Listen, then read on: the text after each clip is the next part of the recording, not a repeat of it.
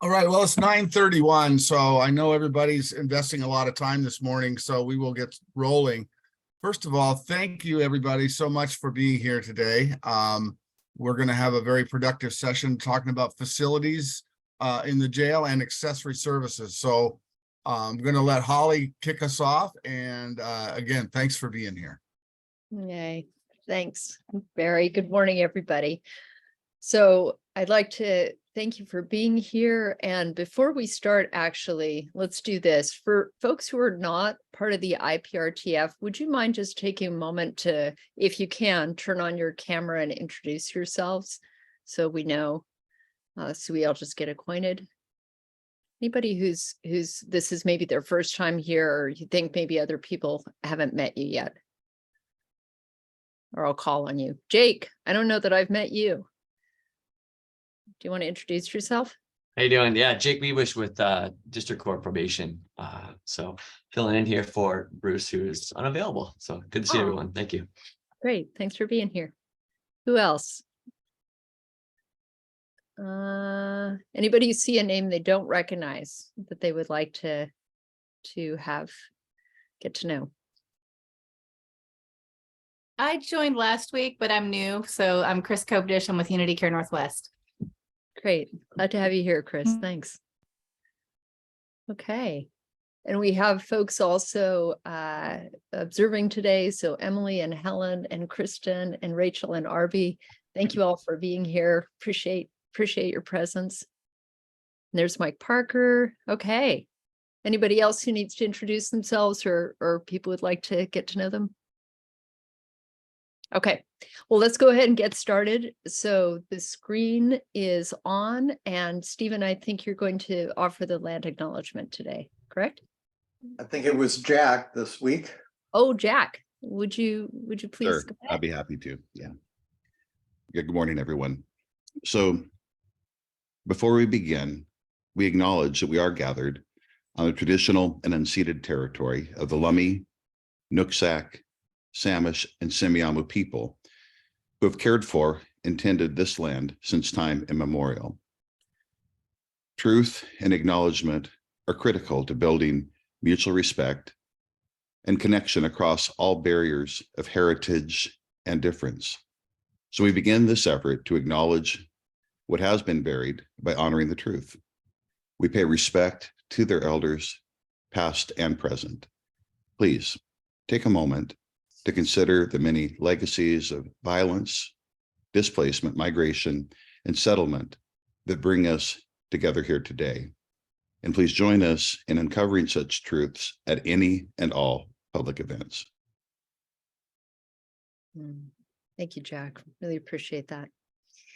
And I see Satpal has joined us, and Lacey. Glad you all are here. Thanks for coming. There's Heather. Okay, we're going to go ahead and get started.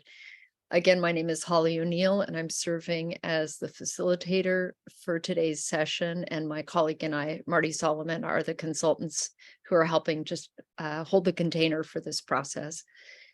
And I want to start just by reminding everybody, both who's as participants on the call and those who are watching today, that your comments are always welcome. It's really helpful to have your input. So if you have a thought, during the meeting and you couldn't say it out loud, or after the meeting, or anytime, you can email this email here, the IPR task force, and we'll get that email and try and incorporate your comments and thoughts there. Well, we do incorporate it into our thinking all the time, because we're really trying to make sure this is a responsive process that's actually going to generate a really great implementation plan. And that's our goal. So next slide, please. So I'm going to talk for a few minutes about today's meeting and the process we're going to go through. And then Marty is going to pick it up and give us a sense of kind of where we are in terms of our topic for today, which is the facilities and accessory services that have to happen relative to the jail. So you remember that this is the second kind of facilities discussion we're having. And then we'll close out after some closing comments at noon. Is there anybody who they already know they need to leave early? Just so I know. Okay. So our scope of work, this whole effort is to create an implementation plan that is based on the needs assessment we just completed last year. So what our hope is, our aim is to identify the actions and projects to advance the needs assessment recommendations that we worked so hard on. And we're aiming for a 1 to 3 year time frame. So we may come up with a much bigger list of things that we know we want to do and need to do. So we'll be capturing all that, but our goal is to ask, like, what can we do in the next 1 to 3 years realistically that are going to have the biggest impact? Next slide.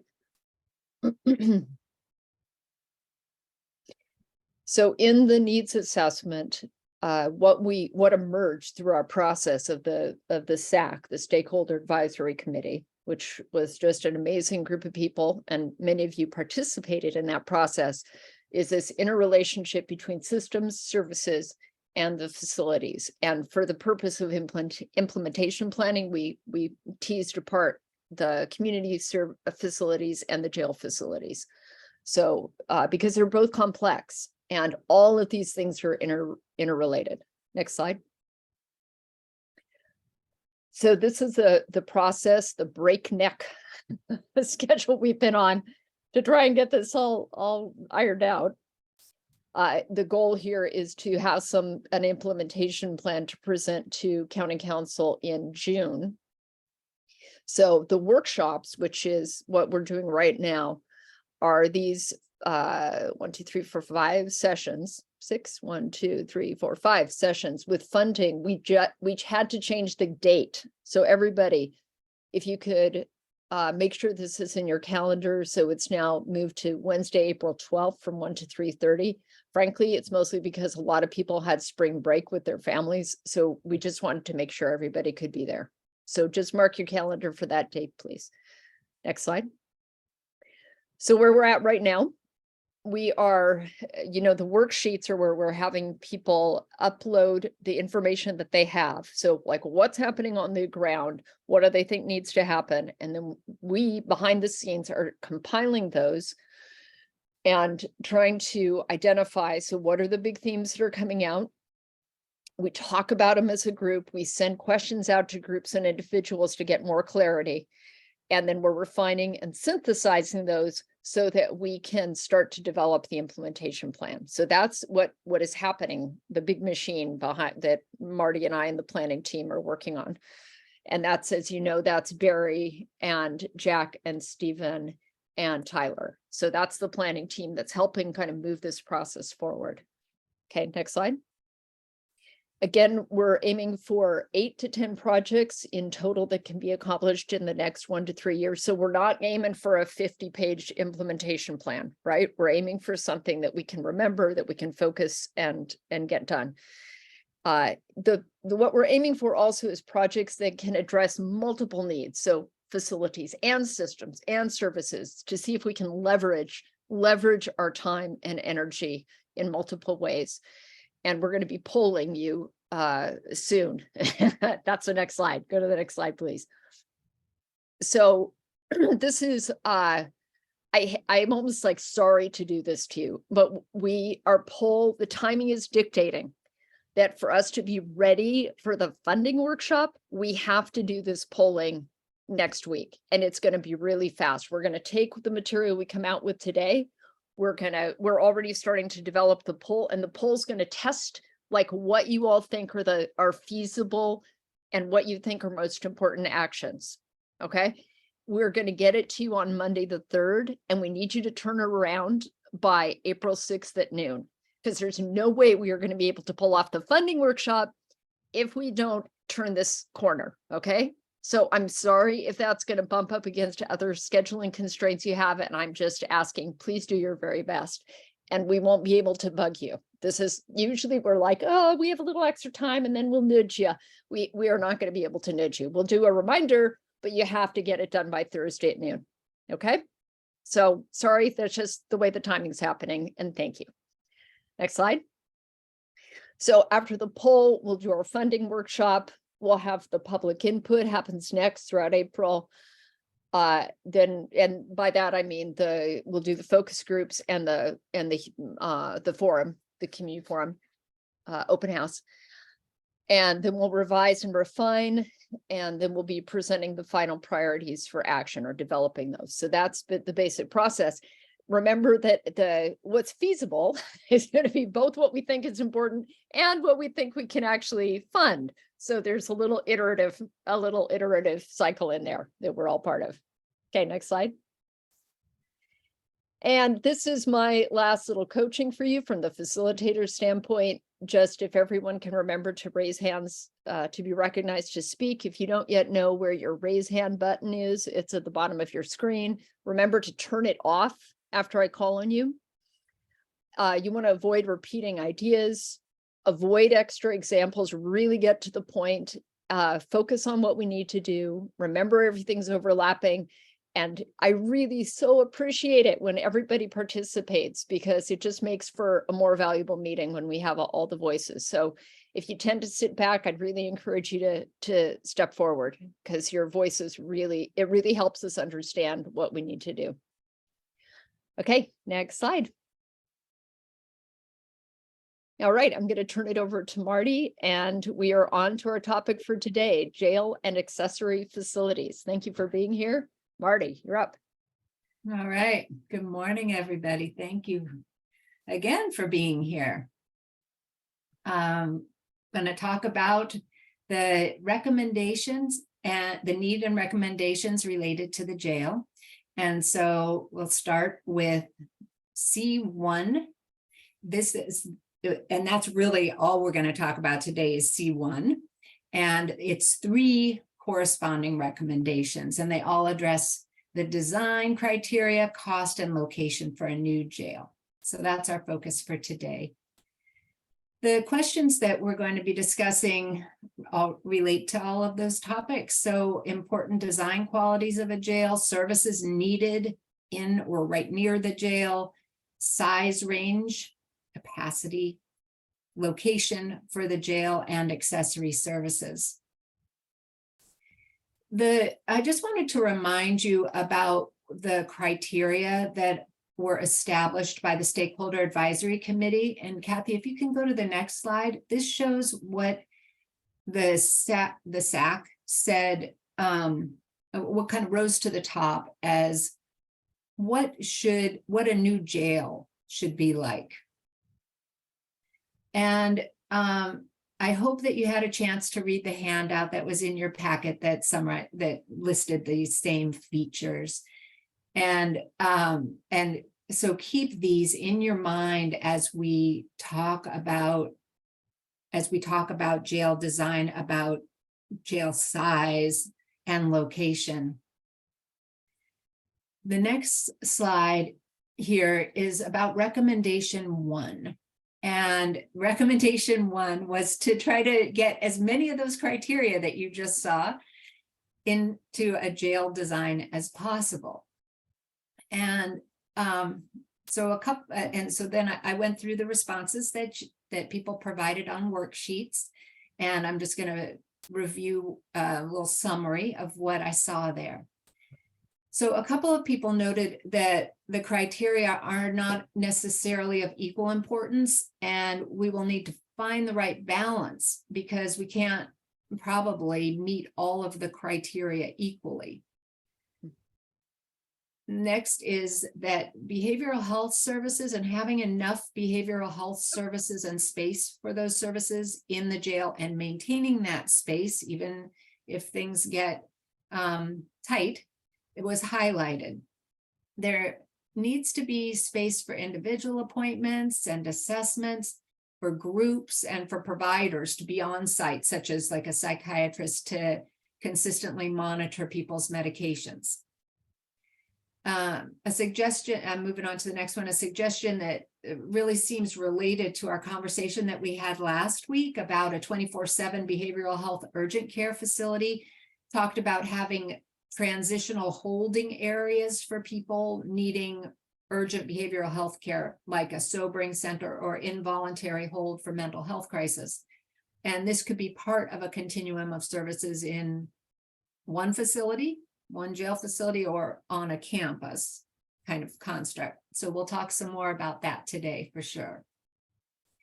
Being able to provide more medical care in the jail or right on a campus was mentioned, as it could reduce some of the current use of the emergency department for non-emergencies.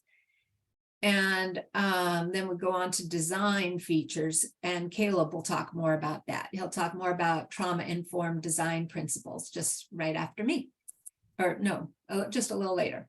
And then finally, the size of a facility needs to be expandable as needed. And that really relates to the criteria on the C1 need, that the space should be versatile and that it should be located near adjacent land to purchase or develop if needed. So versatile space. The next slide is, this is about recommendation 2, C1 recommendation 2, and that focuses on calculating comparative cost estimates for a facility location before a specific site is chosen. And I want to let you know that the county is in the process of hiring a construction cost estimator to provide input on comparative cost estimates. Their work will be based on input from you all, from this process we're going through here. And they're expected to only take about 3 weeks. So some details can be included from the cost estimator in the implementation plans that we provide to council. Given all of that, we're really not going to be digging into costs specifically today. We're going to focus more on what needs to be in a facility and location, capacity and location. So I just mentioned location. The C1 recommendation 3 is about selecting a location with due consideration of the comparative importance assigned to proximity to various resources. That part refers to the Stakeholder Advisory Committee's ratings of the importance of proximity to various resources. And on the next slide, you can see what those resources that were rated as most important are. This all came out of discussions and surveys with the SAC. So these were the final results that were put in the needs assessment. And you can see bus line was the top most important. Courthouse and public defender's office, well, courthouse was 74%, public defender's office a little more than half, felt that it was very important for the jail to be located close to it, in close proximity to them. And then it went on down from there. On the next slide, I just summarized a few of the what was in the worksheets and about this recommendation about location. And several people wrote about bringing services to the jail rather than transporting incarcerated individuals to services. And this was a theme the SAC talked about a fair bit.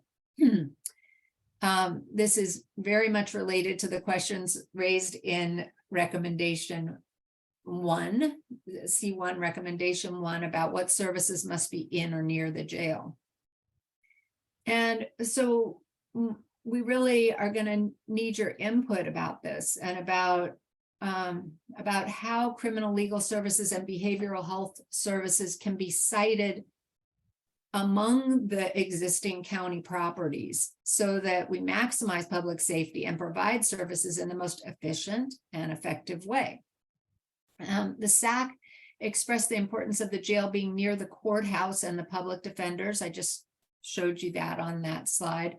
And we should spend some time digging into what components really need to go together there. You know, if a jail were sited somewhere other than Civic Center, what facilities could go where the current jail is and still meet the needs. So, you know, we're fortunate that the county owns many properties, and we have this group here that has great expertise and perspective to think creatively about these questions.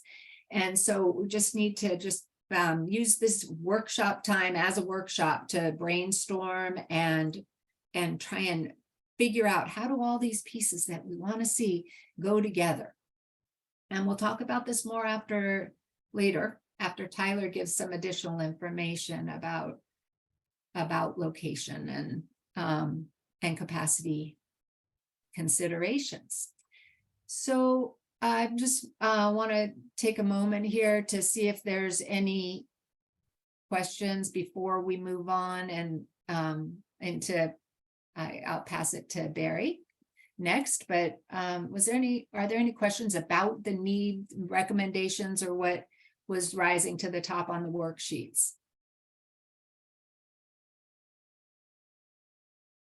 Okay, let's keep going then. All Barry? right, on to Barry. Thanks. Well, good morning again, everyone. We wanted to have a couple of slides and a little bit of discussion around the trip that several of us on this call had made to Nashville earlier in the month. And I think some of the things that we learned were, could you go to the next slide, please? This shows kind of this is where the public goes in, these doors. You go in there, and that's where their security station is. They have a metal detector. We usually went through these doors to go meet with our contact, Chief Wilkes, who was the corrections chief for the facility. We looked at the downtown facility. That's the one that's and Caleb, please correct me or dive in if I have a question for you. I would appreciate it. I believe right there to the right or left is the downtown facility. Is that correct? Yeah. So that's a multi-story building. It's a vertical system. That was one thing that they said that they wished they could have had a horizontal layout, but their land constraints that they had downtown prohibited that. They had wanted to build out about 20-25 minutes away on a campus that they had other facilities on. But centralized booking was something that impressed us. It was a big room that allowed, it was almost like a big waiting room. They had blue chairs for the males and wine colored chairs for the females as they waited to go through the booking process. And they had 5 or 6 windows for classification. And I can't remember what those windows were. So Caleb, could you remind us? So there were 2 windows for behavioral and mental health to discuss triage and identify needs for each individual who's coming into the booking area. And they had 3 additional windows for medical evaluation. Their purpose was to identify any medical needs that individuals who are being processed for booking needed. Yeah, thanks. So yeah, it was very open. Had the feeling of just a public space. If you were just sitting in one of the chairs. Again, they had direct supervision. They had, so that means that they had a uniformed officer, corrections officer stationed on the floor in each unit. So they have direct visual contact with what's going on in that unit. They had a lot of things that they did for staff. They had break rooms on every floor with vending machines. The medical layout was really a clinic-like situation with again, a nice waiting room and a check-in desk. They had exam rooms, office space, dental chairs. They had 2 dental chairs. They had x-ray facilities and then exam rooms and labs for taking laboratory tests. The cells themselves were manufactured steel with all of the infrastructure like plumbing and electrical wiring built right into the back of that square box. So they go in like Legos. Being that they're built the way they are, there's no way to be able to pick and pry through the walls because that's just a steel box. And then they put material on that to make it warmer and not as echoey. So there's like an acoustic material. The kitchen was very impressive. They made all their meals there for the whole, their whole system, and they delivered it to their other facilities that had warming kitchens and a small distribution center. One thing that we really liked was when we saw all the programs they had throughout their system as far as educational programs. They had GED and job skills, life skills. They had apprenticeship courses, a Google IT course. They had one called the Side Hustle, which was trying to encourage, entrepreneurial thinking for those folks. And they had the one that I liked the most, of course, was a music program. It was called Beat of Life. And they had a small recording studio on site, and local musicians in Nashville, which there is a lot, and songwriters come in and volunteer their time, and they work with the people that want to go through some of that instructional material on music. So I was really impressed with that. They have a fitness center for the corrections staff right across from a locker room. And they have mental care is provided by one cooperative that's called the Behavioral Health Co-op. And we were pretty impressed with that. We're kind of researching into that. And this was kind of the jewel for us, was the Behavioral Care Center. Notice the natural light coming into this area. It's just wonderful with that huge skylight and dormer. And then the furniture is non-institutional. It's very more like something you would see in a hotel lobby, maybe low end, but the furniture was just really soft and again, non-institutional. All those tables had little checker and chess inlays in them, so they could have recreation with the folks that are in there. So that was basically Nashville. One thing that we really liked was the natural light. We had thought that would be nice to have throughout the whole facility. A horizontal facility would lend you to be able to do that, because it really made a difference for both the folks staying there and the staff working there. But that was Nashville in a nutshell anyways. Great. Thank you, Barry. So any just sort of general feedback on that, questions or comments from other folks who went to Nashville? Yeah, go ahead, Michael. This does look wonderful, but I'm wondering if it's a Cadillac. Is there an estimate on like cost per square foot, and is that information conveyed to the consultants who are working on cost estimates? You're right. It is a bit of a Cadillac. Their tax base is bigger than ours. It's about a little over 700,000 people in their metro Nashville area. They're a unigov, so their county government and city government are the same. They have their sheriff's office does not do any policing. They do just corrections and civil, like serving civil papers. But if you asked any of those folks about funding, they had no clue.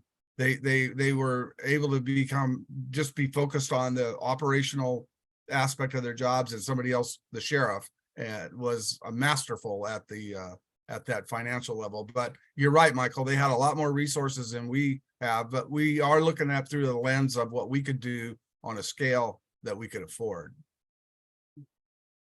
Thanks. So whoever's in the conference room, Peter. Peter. And Erica. Yeah, go ahead. Hey there. I don't want to put Rusty on the spot, but he and I were both on the Nashville group. And in response to Michael's question, I know Rusty and I had a number of conversations. It just seemed like there was so much that could be done with materials that would not cost, materials and design that would not cost a Cadillac, but would provide the trauma-informed design that we're just so impressed with. And Rusty, can you speak to that just a little bit, if you're willing? Yeah, sure. Basically, if you noticed, people that weren't there, but the entire jail was built out of CMU block and painted white, which is a very loud environment. So they came up with some very cost-effective and innovative ways to deaden the sound with fabric materials, coated tiles, furniture, plastic furniture, things of those items. It was built out of block down there because it was a lot cheaper product for them. Costs are more expensive up here in the Northwest. So we will have to look into all of those aspects to make sure that this is an on-budget project. But there are many, many items we can use, that's Peter's saying, to accomplish the same goal at cost-effective price. Thank you, Rusty. Peter, did that answer your question? Did you have? No, that's good. Thank you. Thanks for asking. Okay, any other highlights that people want to share about Nashville, like the takeaways you got or questions from others? Okay, yeah, go ahead, Maya. Hi, there was so much that we couldn't possibly cram into like a 10-minute survey, but just to touch on like the open booking area, which was a great idea. They kept people in open booking for a lot longer than we do, allowing them free access to phones so that they could try to post bail. And a large number of folks were able to post bail, but they also had a pre-trial supervision screening done there, and a lot of folks were sent out of the jail that way. If we were to do something like that, we would need either a bail schedule or a commissioner who would determine bails on a much more frequent basis than just at 3 o'clock in the afternoon, so that people could take advantage of that open booking area and actually try to post bail and get out before we needed to put them into the facility. And I think that was a really important step they took to try to reduce incarceration. There's lots and lots. So sorry, it's hard to talk about everything. No, those were, yeah, a great highlight. Thanks, Maya. Yeah, Mike. Sorry, I was curious about the folks that went, and could you describe any co-location? Barry, I heard you say that, that wasn't exactly where they wanted, near other services. Could you describe a little bit about what it is close to and how that functions, and any lessons regarding that, not necessarily the jail services, but the co-located community services? Caleb's got his hand up, so I think I'll let him take a stab at that. Right. Go ahead, Yeah. Caleb. Thank you. So good question. So the primary functions that they were looking to gain out of the services that they created in the downtown detention center were booking. And as a result of building the facility, they now cook out of that facility for all of their locations. It's a massive system that includes apples and oranges comparisons to what we've got going on in our area. Matters of scale higher for all the numbers of people that they have, buildings and all that stuff. But the things that we could learn are, what are the things that we really need downtown or in the civic center area? And what are the things that could be functionally offsite? And is there a blend for those things? So they had, the majority of their housing was 20-25 minutes away. So they're transporting everybody who's going to court for appearances in a courthouse 20-25 minutes away. And they had landing areas built into the courthouse for housing folks, or not housing, but holding folks while they were preparing for trial and other appearances. And it was a fairly vast network of secured elevators, holding cells, and access to attorneys that included up to a capacity of 400 people inside the courthouse for holding.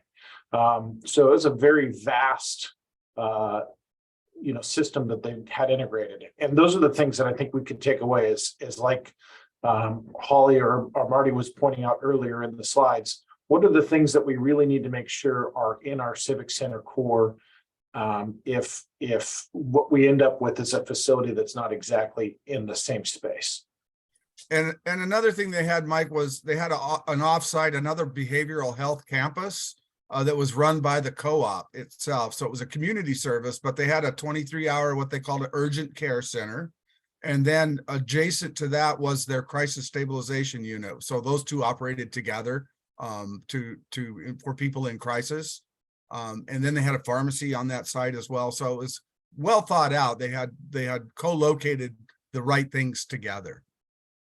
And say that, Barry, say that one more time, the things that were co-located, just so we can hear it one more time. So it was what they call a 23-hour crisis care center. So 23 hours, meaning the goal is to get them out in under a day.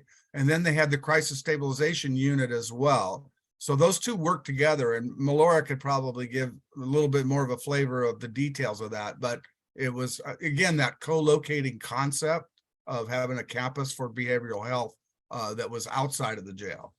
That was, Melora, do you want to speak to that? And then I'll catch you folks in the conference room. Go ahead. Yeah, I think this has been mentioned, but so one large agency providing most of the behavioral health services for that metro area.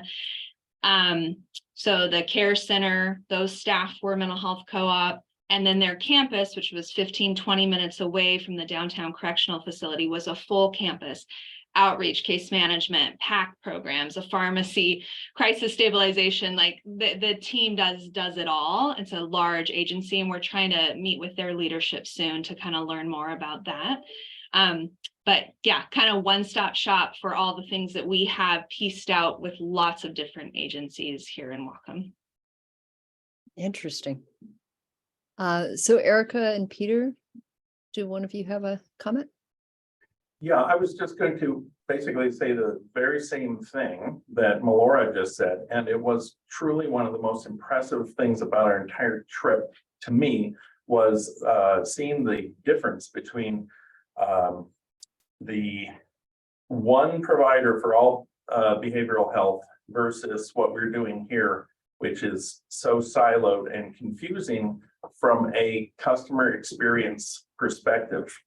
And our customer experience is very, very difficult, partly because of all the siloization. So that's something I just wanted to reemphasize. Thank you. Yeah, interesting that it was, you mentioned it was a co-op too. So yeah, Tyler, you're up. Yeah, thanks, Holly. One of my biggest takeaways was to look at our situation more as an opportunity than kind of looking at it as one site versus the other. And we'll get into it a little bit later on today when we talk about locations and sites and opportunities, but it was really kind of this triangular, 3 different properties that all fit together in Nashville. And they're all between 10 to 15 minutes away from each other. And I came home thinking to myself, wait, we kind of have that situation ourselves with Division Street and with Little Bounty Street and with the core downtown Civic Center. And so, really engaging this group to identify what facilities should be best located at what location and how does that puzzle come together, instead of just saying this location is better than that location. So that was my biggest takeaway. That's huge. That really helps, I think, just us opening our own thinking about where functions need to go, what needs to be co-located, and how to take advantage of the assets we actually have. So yeah, Michael, and then I think we should probably move on after Michael's comment if we Trying can. not to repeat, but I think I want to say something similar to what Tyler said and you just said, Holly. I'm trying to think about how to minimize transportation to and from the courthouse, it seems to me we're going to need secure facilities at least in more than one location. It's not all going to go here. It's not all going to go there. That's all. Thank you. Okay, so holding that, of course, we know there's a lot more that people experienced in Nashville, but holding that in the back of our minds, why don't we move on to the next section so we can kind of integrate it to what it's going to look like here on the ground in Whatcom. So Tyler, I think you're up next, right? Marty? Caleb's next. Caleb is next. Oh, Caleb's next. Yeah.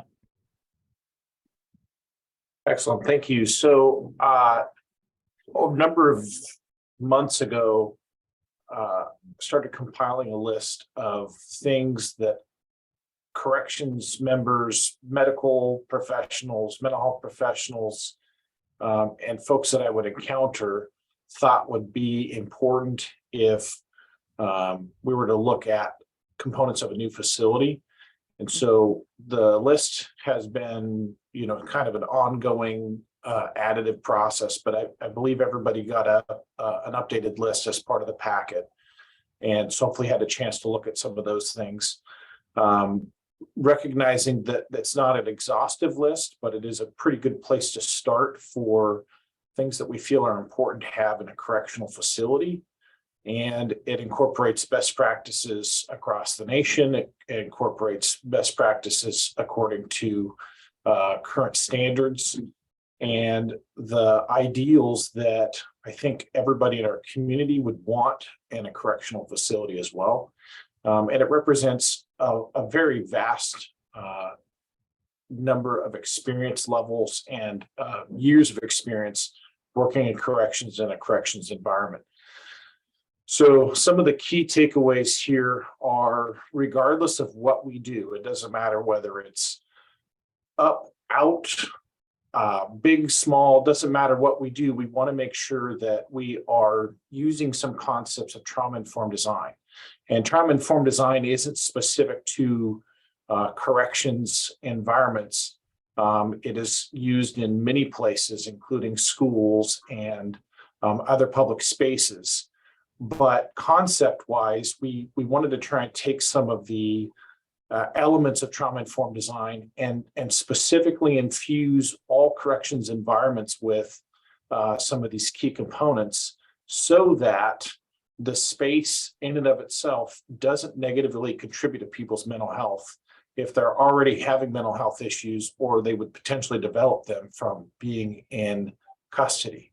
So those key points are lots of natural light. We just saw a slide a couple of slides ago that had a massive dormer.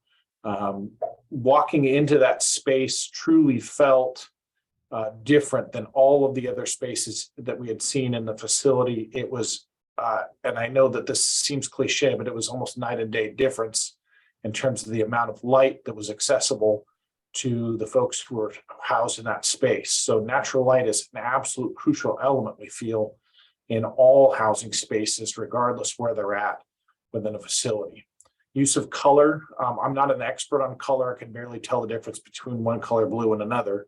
But the use of color, there are experts who could say that these colors are more tending to be calming or helpful in certain environments. And so want to make sure that we're using color in the most appropriate way to help people feel less anxiety about the circumstances that they find themselves in. Use of natural beauty incorporates things like having murals or pictures and on walls. It also includes wood tones and other things like that that can seem really, really simple, but also have a big impact on people's sense and feeling. The other concepts are spatial layout and visual interest. And again, not an expert on these things, just recognizing that we want to try and highlight as much as possible the use of space so that people are feeling less traumatized by the experience of being in custody. And we would infuse every single space that we could with those key concepts, regardless of whether the focus of the space was more behavioral health, more medical, more general population. We feel that that was something that would mean a lot to our community, and it would mean a lot to everybody who's working in the facility as well.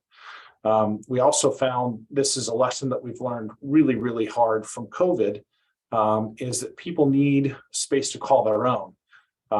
Pre-COVID, we weren't thinking about this very much, other than we have a tendency to have people, if you group them all together in one big room, they have a tendency to not get along.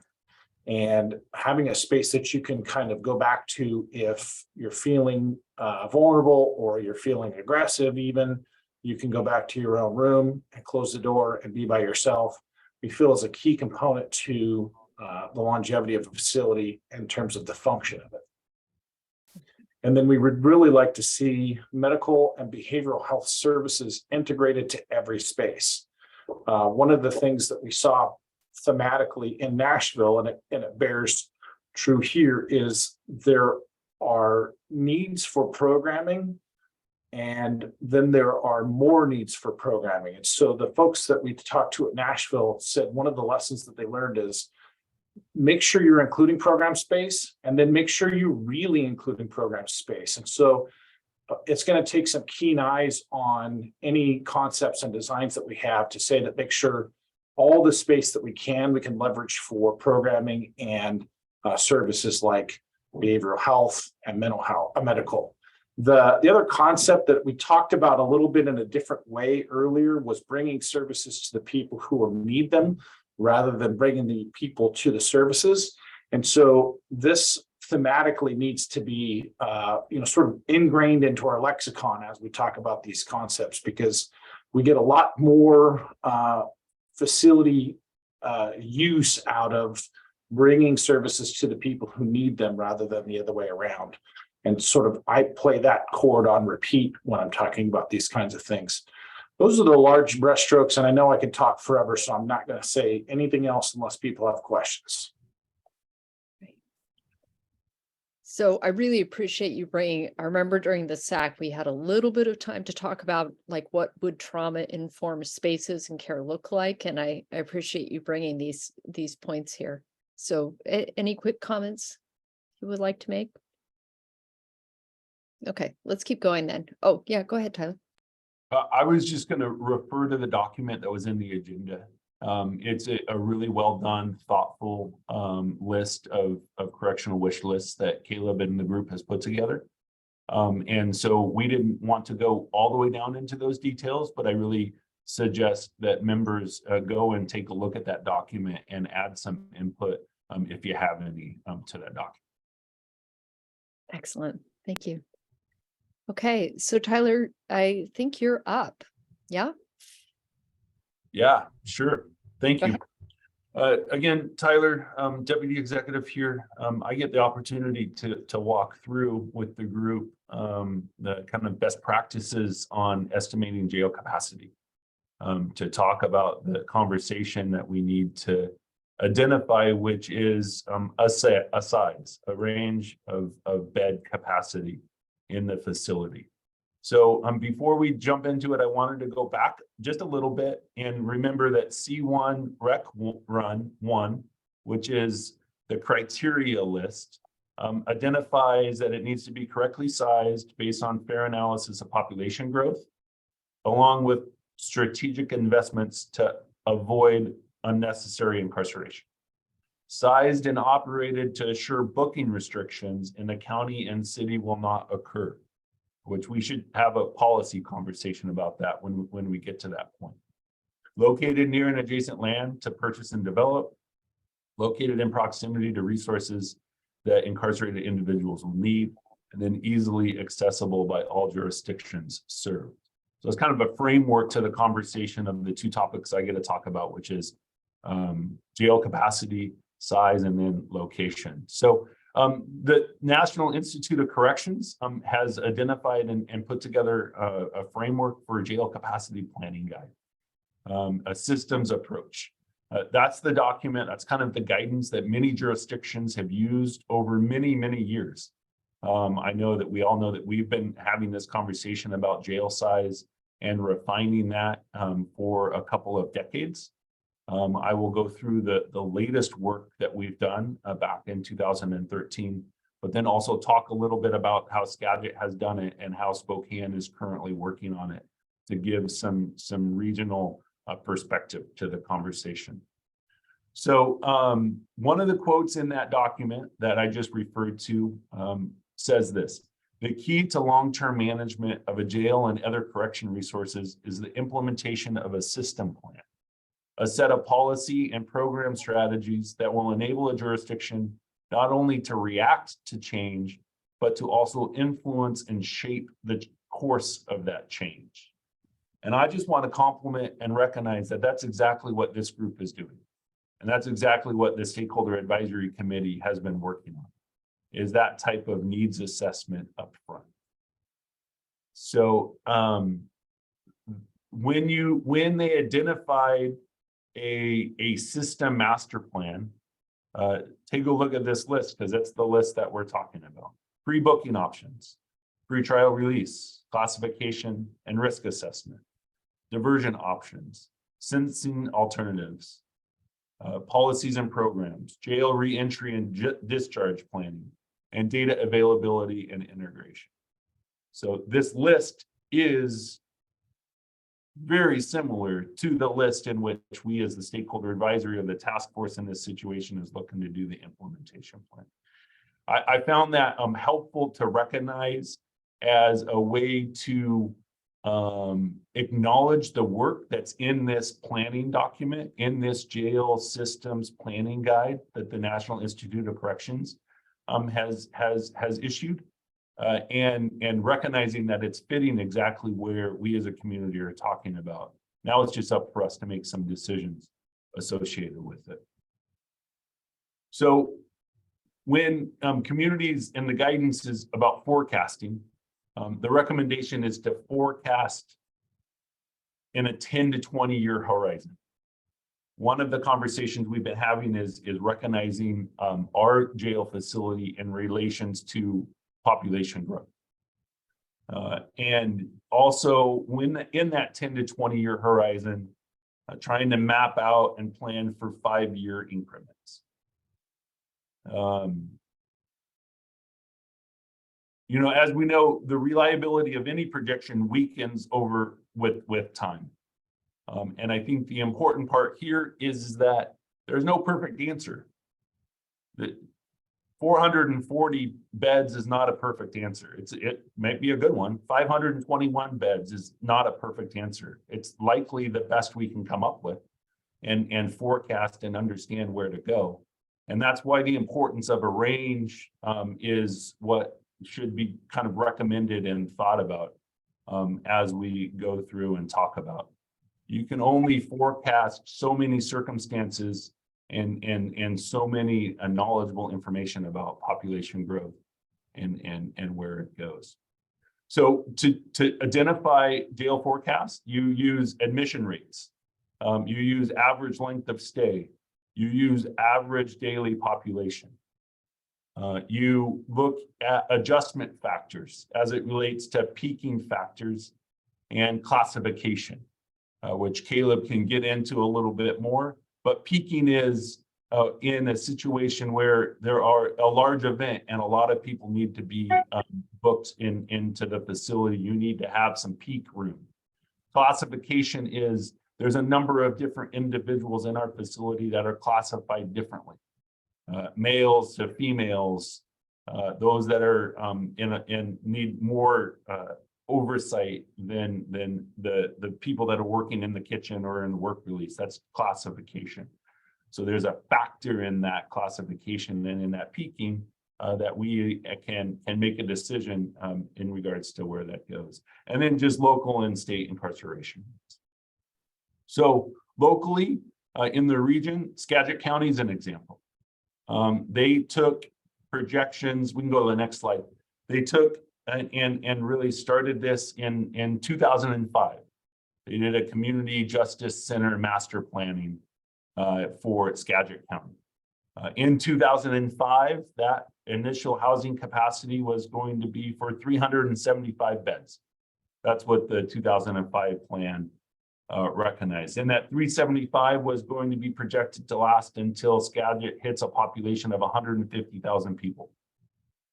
Currently, Skagit County is about 130,000 people. And the jail that they built is for 400 beds, a 400 bed capacity. And that 2005 information was refined in 2013. And then in 2013, it was phase 1 for 428 beds and about 220,000 square feet. And we know that Skagit has built a 400 bed facility for their about 130,000 population, which is about 1 bed per every 330 people in Skagit County. Just to kind of do that math. And another example is Spokane. Barry Buchanan pointed to this a little bit ago, about a year ago. The JFA Institute has been doing similar population projections for Spokane and looked at all those different factors that we've talked about: average daily population, population forecast and growth. The agenda has a link to the Spokane example. I would recommend that people go and take a look at it. The document is really well put together and makes some good recommendations. On a side note, it does talk about cost implications in Spokane. It recognized their low-rise facility would cost approximately $222 million, and that a high-rise jail facility would cost approximately $279 million. So we'll be using some of that information as we talk about cost comparisons. So the local work that's happened. Peter, Erica, you guys got a question? Hey, Tyler, just a quick question. Do you know what the census, the average census is at Skagit with their 400 beds and smaller population? I'm curious if they're using those beds. Yeah, good question. Caleb can answer a little bit more. I believe they have a workforce issue down in Skagit County. So they are not able to hire the correctional deputies needed to operate fully. And so their census is lower. I can't confirm whether or not that's because their criminal justice system is actually not booking and housing a lower amount of people, or if it's because of the workforce issue. I think it's the latter. Caleb? Yeah, they definitely have a workforce issue down in Skagit County. I'm not exactly familiar with the average daily population rates. In early COVID, they had enforced booking restrictions such that they were averaging about 100 people or less daily in their facility. And they have increased some since then, but I don't know that they're using more than about 200 of those beds. They're at about 50% of their roster in terms of staffing. So they're operating with about 50% capacity of staff, and they are limited in their ability to house people simply because they don't have the staff to operate the facility. We can follow up too. So Caleb and others will reach out to Skagit and get more information in regards to that. So local efforts on jail capacity. This work has been done in the past.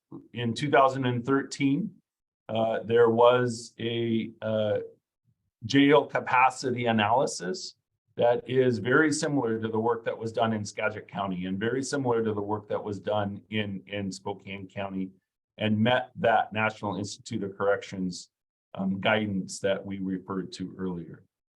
So in that document, it actually referred to a projection for 2026 jail bed need done in 2013. I wanted to include this, and it's on the next slide there, Kathy. I wanted to include this to recognize the factors that go into jail capacity. So in 2013, it was looking at 2026 information, which crazy enough is just a couple years away. It showed 462 to 504 as an average daily population projection. It had these different methods for calculating the peaking factor and the estimated ranges associated with it. So, back then it was estimating a size somewhere between 449 beds and 660 beds at the top. So that was the range. That's a 200 bed range, and somewhere in there is the community answer. Maybe not the perfect answer, but it is the community answer. So the next slide, I wanted to include this. Marty said I shouldn't include this because it's so complicated and hard to see, but I wanted to include this to show some of the analysis that goes into jail capacity decisions and some of the complications surrounding it. So this is an ADP chart, an average daily population chart, started in 1996, going to 2013. So the blue lines are how many average daily population of individuals in the Whatcom County Jail facility. The green dots are all the different things that change throughout the years that affect jail population. Whatcom County Drug Court begins. Booking restrictions were tightened back in 1993 for some reason. In 1999, DUI changed from 0.10 to 0.08. That has an impact from a state level on a local jail facility. I think there's currently conversations about DUI reductions, which would have an impact that we couldn't foresee, but that we need to understand would have some indication of where the jail population and size and capacity should be. So I just wanted to also recognize that this work was done in 2013. It analyzed all of these different changes in the recommendation that has been done. So the long story short, in 2013, on the next slide, the recommendation was for phase 1 to be 521 beds. 521 beds, which included 14 medical beds associated with it. So about 507 beds, 14 medical beds, which I think at this point, Caleb and Wendy would say 14 medical beds is probably not quite enough. Maybe more like 32 medical beds, maybe one specific wing for medical purposes. So as we are talking about size, I think we can rely on some of the information that's already been done. And I think we can also make some decisions about a range of opportunities. What more information would we, this is just a theoretical question, what more information would we need to make a recommendation to the county council that the facility should be sized approximately 500 beds with 32 medical beds associated with it, which would be pretty consistent with the information that was done in 2013, and would carry out a range that could be planned for and then further refined as we move forward. So that, let's see, so just 2 slides further down, and Michael, I'll get to you here real quick.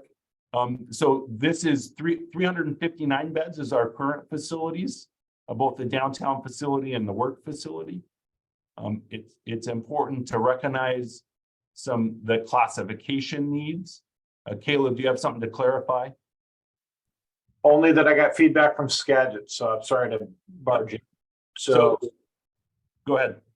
I was just going to say 200 is their average daily population for 2023. And they initially started their booking restrictions because of COVID, but they've continued their booking restrictions because of staffing. Thank you. Michael? Why don't you finish your last slide? Because it's a kind of a large overall question. So this is our current facility. We just wanted to recognize where we were at with 359 beds. Also recognize that, and Caleb can speak more to this than myself. There is an operational capacity in the number of beds. If you build a 500 bed facility, the operational capacity is really about 80% of that. You need to be able to have some extra space to move individuals around, to classify them in the right spot if they're a male or a female or others associated with it. So as we are deciding on a bed number, please understand and recognize that it's about 80% of that number that really is the most effective and safe operational capacity associated with it. And then the last slide is really just an updated average daily population.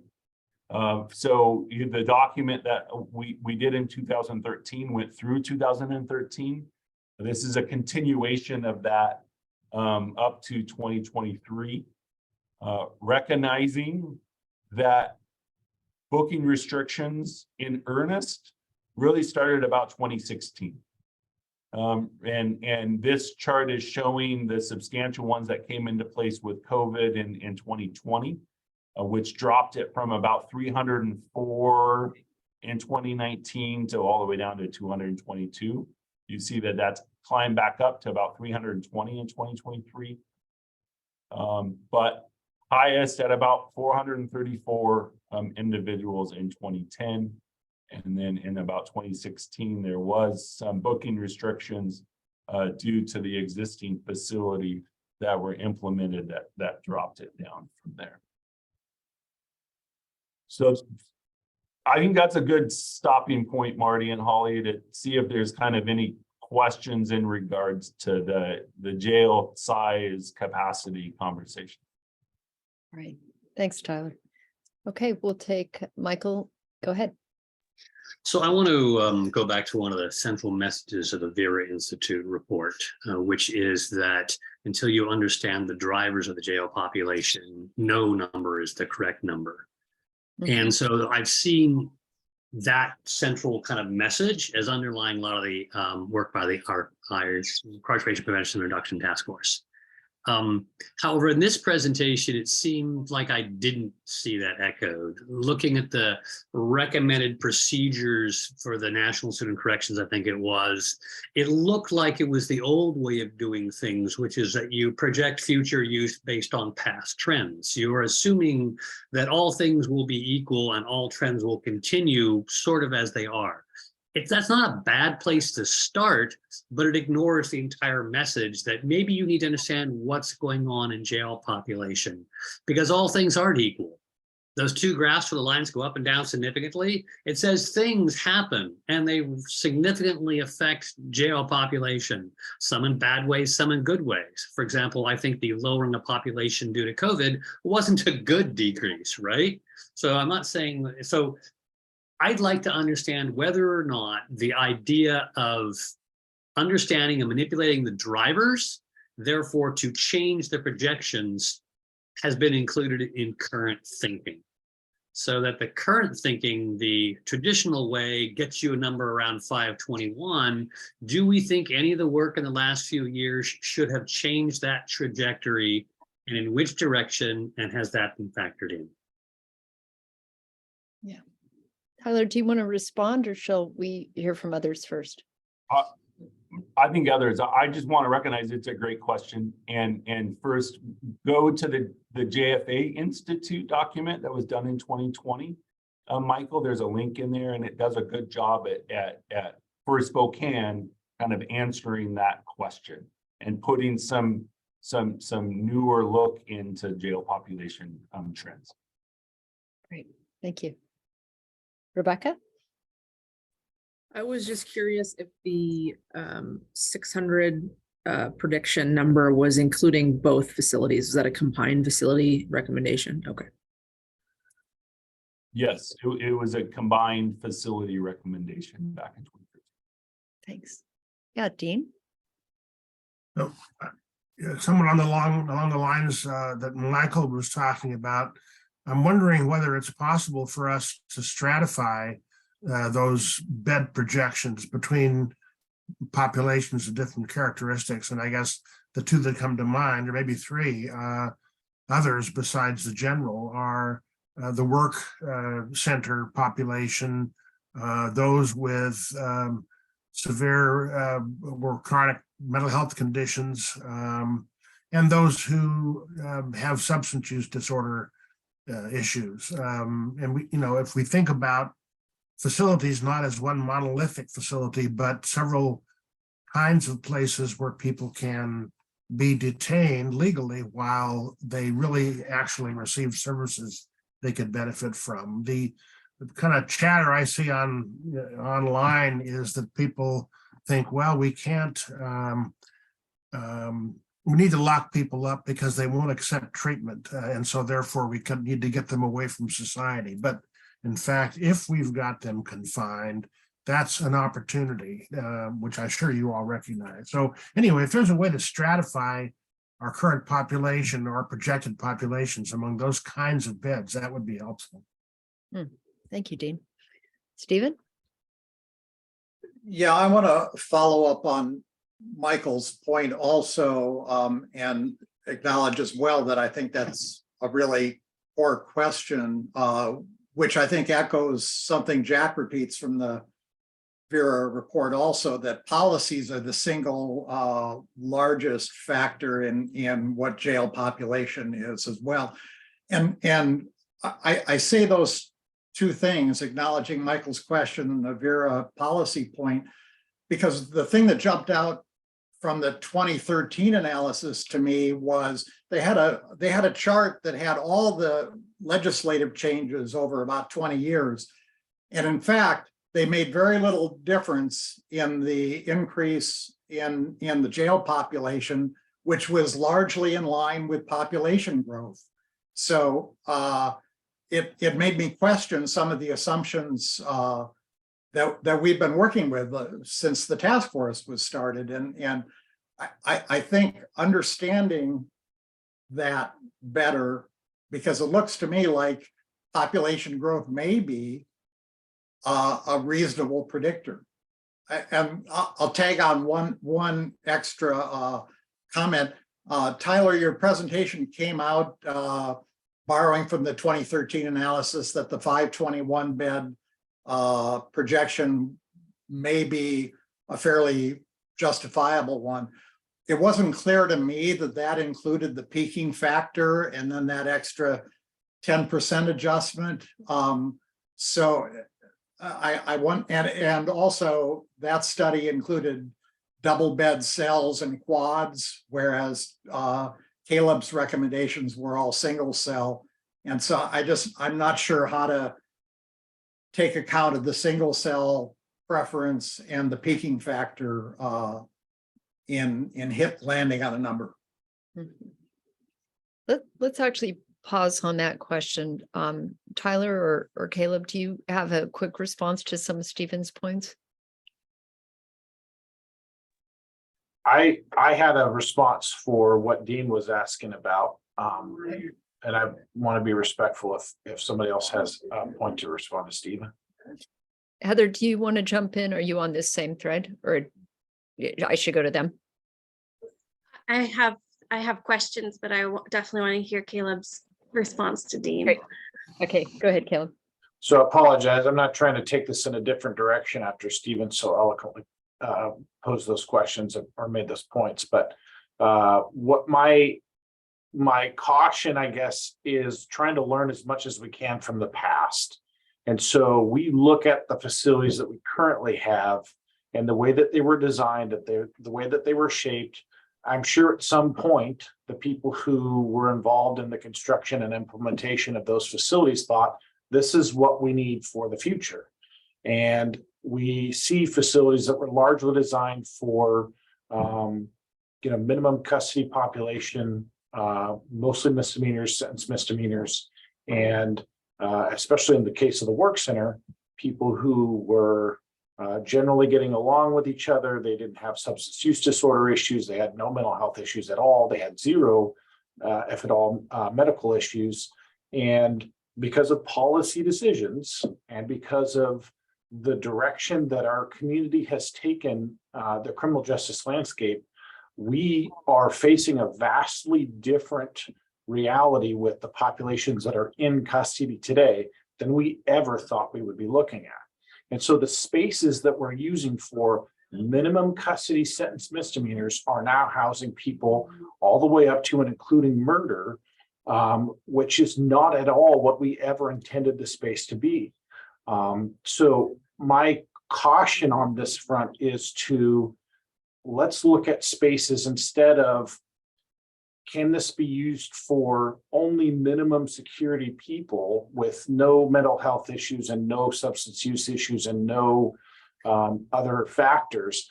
Can we make spaces that work for a variety of populations that are flexible enough to meet the needs of a variety of individuals, regardless of where they're at?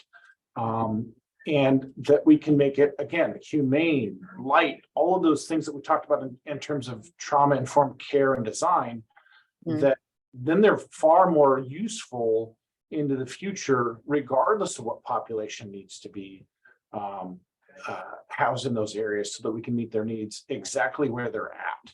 And that's kind of what I was hoping to say is, let's look at what those needs are, absolutely.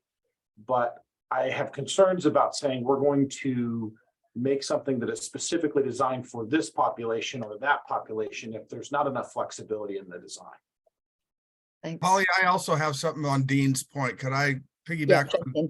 Mhm. So another thing that we saw in Nashville was this behavioral care center concept, and that's going into our thinking on capacity as well.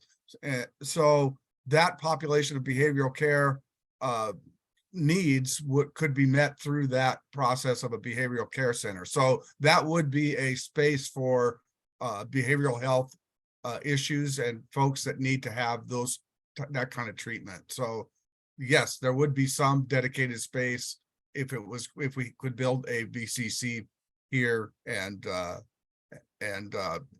do that for that population. Right. Oh, that was really helpful. So I'm not sure if it's Tyler or Heather, which I don't know. Tyler, do you want Heather to go ahead and then you can pick up the thread, or vice? It's up to the group. I was going to respond to Stephen quickly. Okay. Why don't you go ahead and respond to Stephen's question, and then Heather will pick you up. That sounds good. So Stephen, I think one of your clarifying questions was the single cell approach versus, and then also versus what was designed back in 2013, which did include single cells, double cells, and quad cells back in 2013. And then also the peaking factor and whether or not it was included. So if we go with the wish list that we as a community are looking at today, that's more single cells. For me, that would expand the footprint of the facility because you would have single cells instead of 2 people or 4 people in one cell.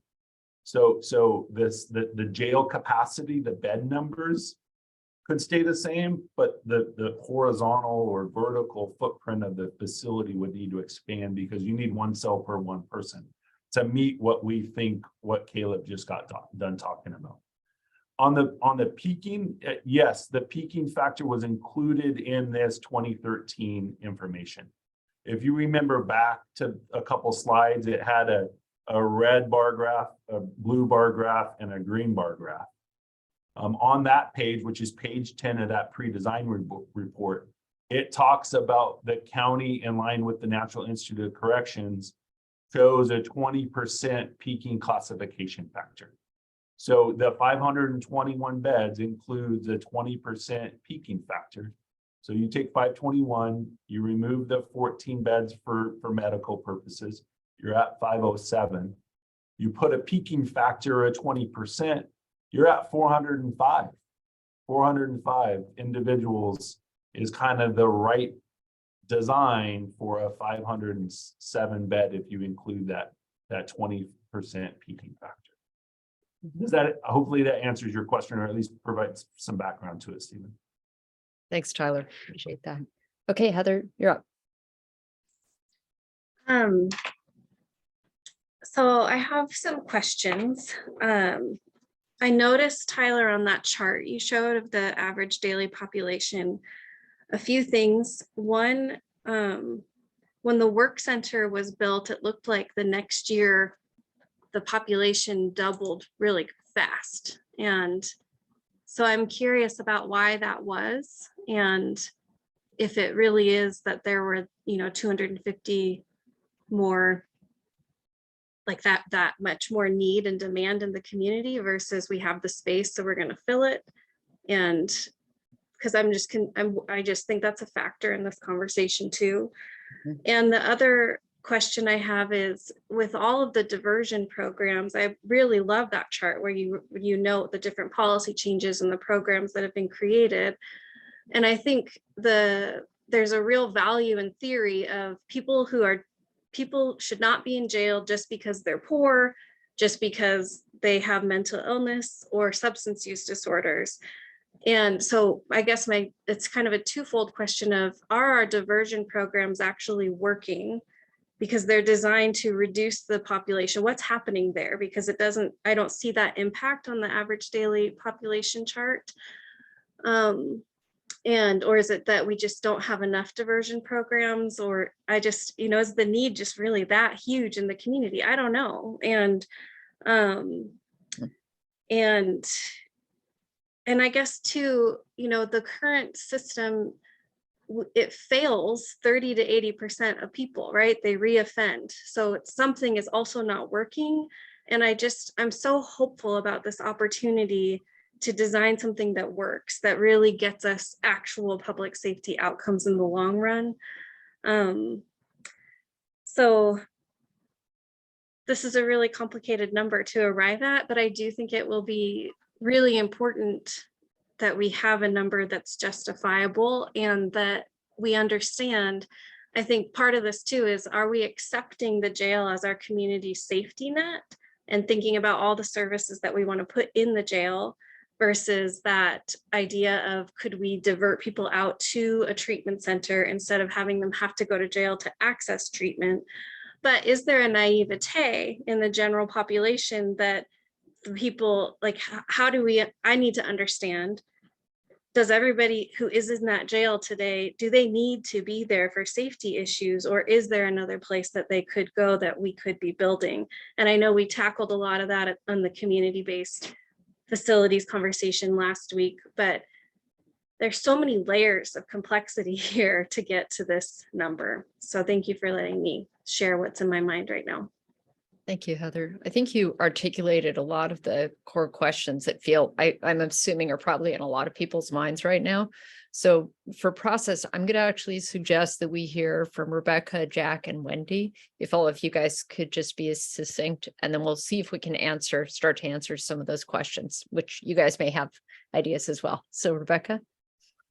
I just have a few concerns if the needs number based on admission rates, because I think that was one of the bullet points, is what was considered as an admission rate, is underinflated, because it's been so long since we haven't had booking restrictions. I think, I've only been here a year, but in the community since 2016, officers on the street are knowing they would have booked someone but for that restriction. So how are we going to arrive at a number that truly addresses the need? Thank you. Jack? Just a couple quick thoughts. As Stephen alluded to, I've ever since Vera made the point that policies are the most important perspective in planning a jail, I've believed that. Unfortunately, it's hard to quantify. You have to balance that obviously with a certain amount of data, but what we need prospectively doesn't necessarily relate to what we've done historically. Well, I think it's important to mine the data we can, and perhaps more than that, ask law enforcement and others, in an ideal world, what would we have used is important. But the reality, and this seems to be true across the country, is the policies and things you do and your continuum of how you treat people is going to largely influence what you need for a jail. I'm trying to be succinct, Holly. I'm sorry, I can't entirely. A friend of mine, Don Fleming, used to be the port director, and some of you may remember him. Don got the Alaska Ferry down here. When he was trying to get that from Seattle, he said part of the problem in Bellingham, we didn't have enough hotels, we didn't have enough taxis, we didn't have the right infrastructure. He still managed to get it. But his point was you had to have all the pieces. And I see this as similar. We need the behavioral health piece. We need the reentry piece. We need the diversions up front. And all of those have to come together. Yet you won't have all of those the first day. You also have to start somewhere. I think the last thing I want to say, because there was some discussion about single cells. I had the privilege, that's a funny way to put it, the privilege of spending many, many days in the Whatcom County Jail when it was brand new. It wasn't a lot of fun, but you could look out the window. You had a single cell. The library worked pretty well. The public defender responded pretty, not that they don't now, but I mean that they could come up and talk to you. It was, Wendy will remember, it was better. I would strongly advocate for, wherever possible, giving people some solitude while they're in jail. It's a good time to reflect. It's more humane. I think it's great to have the option of adding things to cells for capacity issues. I think that's wonderful. I think being thoughtful about that is good. But I hope in our planning, we try to do single cells if we can. It makes a huge difference. I don't talk a lot about my experiences in jail as it relates to that, but I'm grateful for being able to use the bathroom privately, having a book at night, being able to pray, being able to reflect, things you don't do when someone else is in that cell with you. So anyway, I wanted to make a pitch for that as well. Oh, thank you, Jack. Okay, Wendy? One is I can address a couple of the questions that Heather had. Heather, the big reason or the reason why we had such a huge increase when the work center first opened is that we finally had some capacity. And so law enforcement for years, literally years, had not been arresting people, and the entire court system on a different level was backed up because they had repeated warrants over people because they didn't appear in court. The city of Bellingham had their court system had the distinct record of the number of no-shows for one person. He had 75 FTAs failing to appear on a single case and would taunt the police about that. So when we lifted the booking restrictions and told law enforcement, if the court feels that this individual needs to be in jail, then we would take everybody. And so you saw that it was like having a whole lot of demand and not enough space. And if traditionally you go and look at jails that have used booking restriction in order to control that, that's exactly what happens. The minute they have more capacity is it shoots up and then it resets at a higher number. And while it'll still go up and down, that base number is going to remain the same. Touching base on the other question you had about the diversion programs, the ones that we have are amazing. And for the people that are involved in those programs, a lot of them would not be alive today if it were not for them. The issue is that the funnel at the wide end has enormously expanded about the number of people who need very high level assistance. No one in the United States, much less Whatcom County, anticipated the explosion of both mental health issues and substance abuse issues and that overlap and the criminal behavior that resulted. And that's one of the concepts that I would like to make sure people get, is that you're not put in jail simply because you're mentally ill. You've been put in jail because you have done something that has broken the law. And now especially that level is pretty high because we don't take people unless it's a crimes against person, and we don't even take all the felonies anymore because we don't have space. So the issue is that a lot of these folks are dangerous enough that the hospital won't take them, the ENTs won't take them because of the behavior that has resulted. And there, you put your finger on it, it is extraordinarily complicated because it is SUD issues, it is long-term mental health issues, it is personality disorder offenders, and all interrelated. And the community and law enforcement's dealt with trying to control that behavior so people don't get hurt. And that's the difficulty that has exploded nationwide. If you go and you look, you'll find every single entity that exists out there is running into the same problem we are. And there really are not enough mental health, even in whether it's Nashville, whether it's back in Massachusetts, having the capability to deal with the folks that law enforcement are trying to handle on a day-to-day basis. So that's the biggest reason we're having to prepare for right now what we hope is a plateaued worst case scenario. What I'm concerned, and I know Caleb shares it, and I'm suspecting a certain amount of you do also, is that that's going to continue to get worse, at least for a while, until we figure out how to get this other stuff under control. Thank you, Wendy. It's actually reminding me, I was facilitating some sessions for the downtown library and just the changes that they're seeing in just the library. So like, how do we hold well just the reality of what's happening now in our community and really serve the needs that are emerging? So I see a couple more hands up, and then I also think, I just want to point out that it's, we're an hour and a half into our session.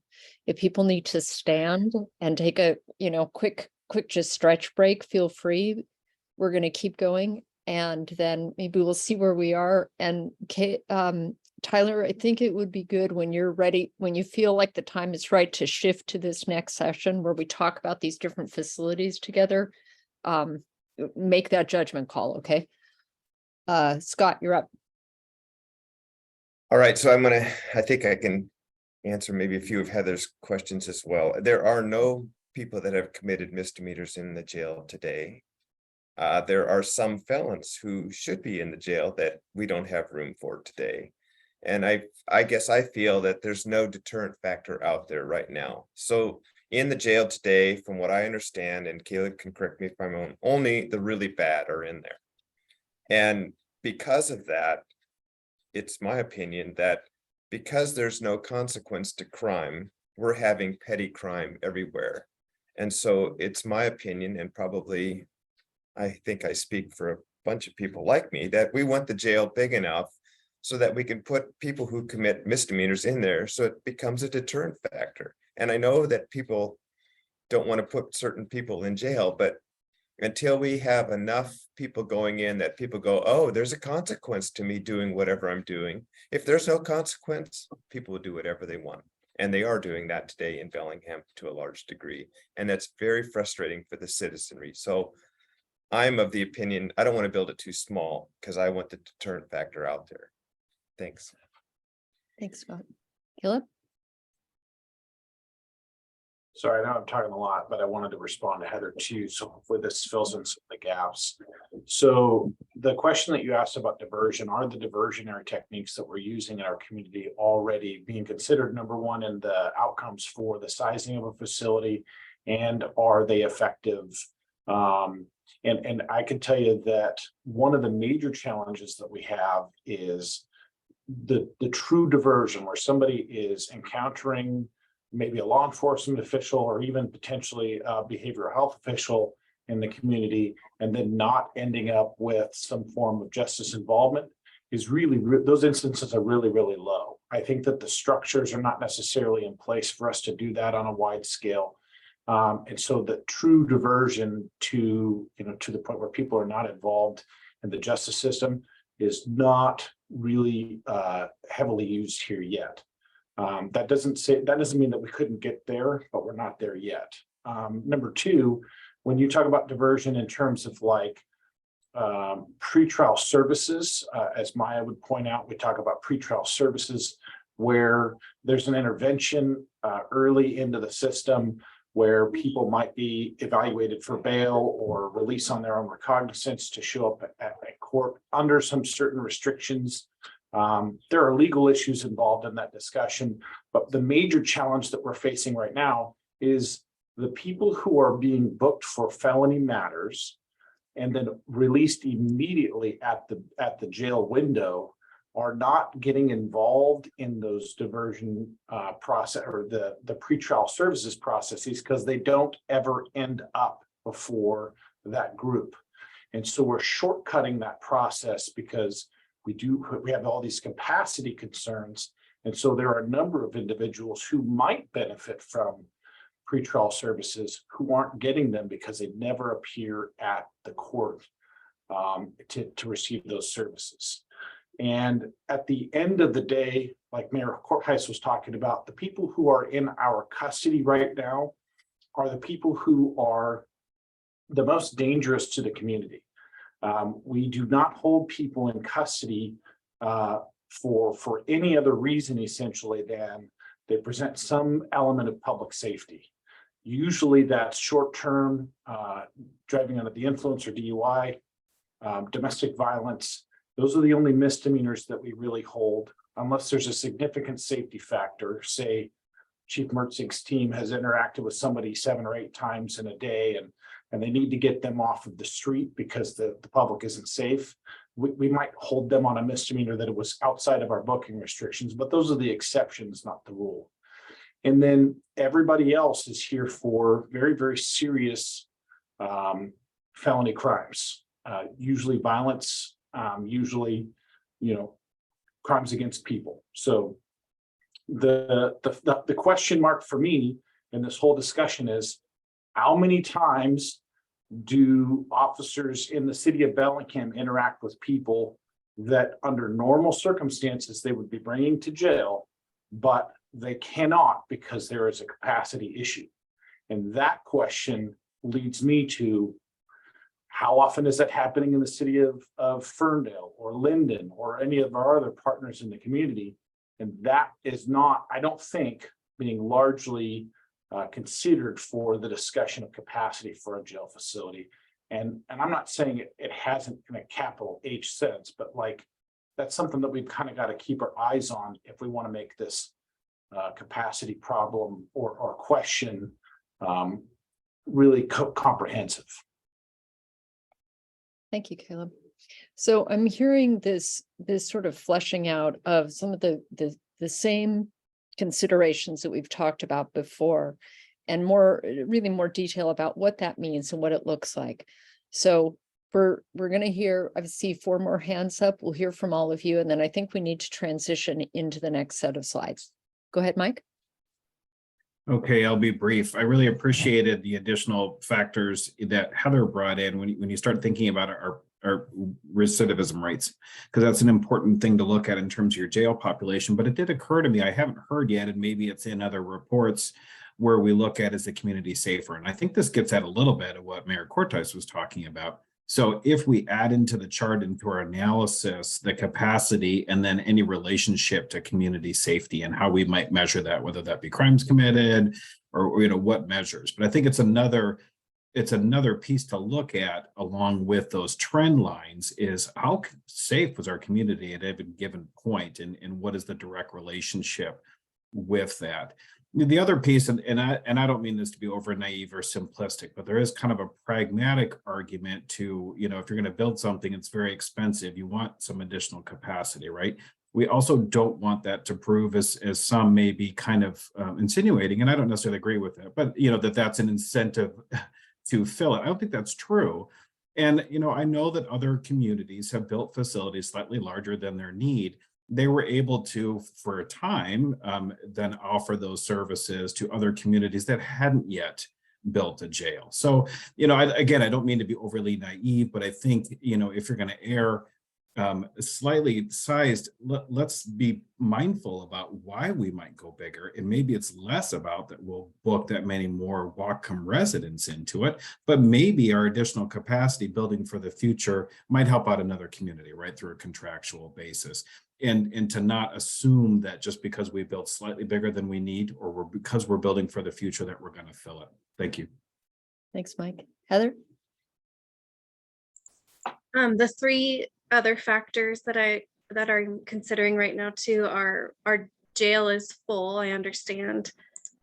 And I also have understood that a lot of that is because of the court backlogs and trials not happening. And so I'm wondering about the progress on that, and if that throughput would change that jail capacity, in addition to the competency issues, which I understand is being worked on too, which leads to what is our average length of stay. And that actually is really important when we're thinking about what services we want in the jail. And I know that length of stay has been getting longer and longer, but I believe that's because of the trials, which then is the third part of how many people would actually be in the prison, because the jails were designed, right, to be a very short term, like less than a year. And so those are all just other factors. And I don't need answers necessarily, but I want to put them out there in this public forum to note that they were said. So thanks. Darlene?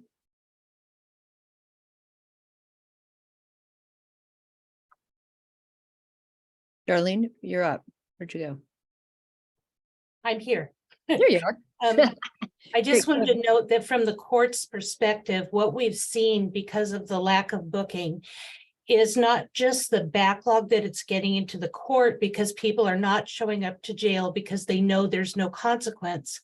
Crimes that would have gotten a few days and then been dispensed with are just racking up. And so defendants are coming to court with 10, 15, 20 charges, and all of those charges have to be addressed. And so by the time you're done, their court time and their length of stay in jail is adding up. And these are not just minimal charges. These are charges that are affecting the community and our community safety. So that is the perspective of the court, is that it's not just the system that's getting backed up, it's defendants who are suffering because their charges are not being addressed. There's no stick. And so they just keep amassing, and the charges become greater and greater for those people without being able to be booked and have any consequence. So I just wanted to mention what we're seeing in the courts, at least for misdemeanor type courts. That was helpful. Thank you. All right, Rebecca. So I have some numbers to share.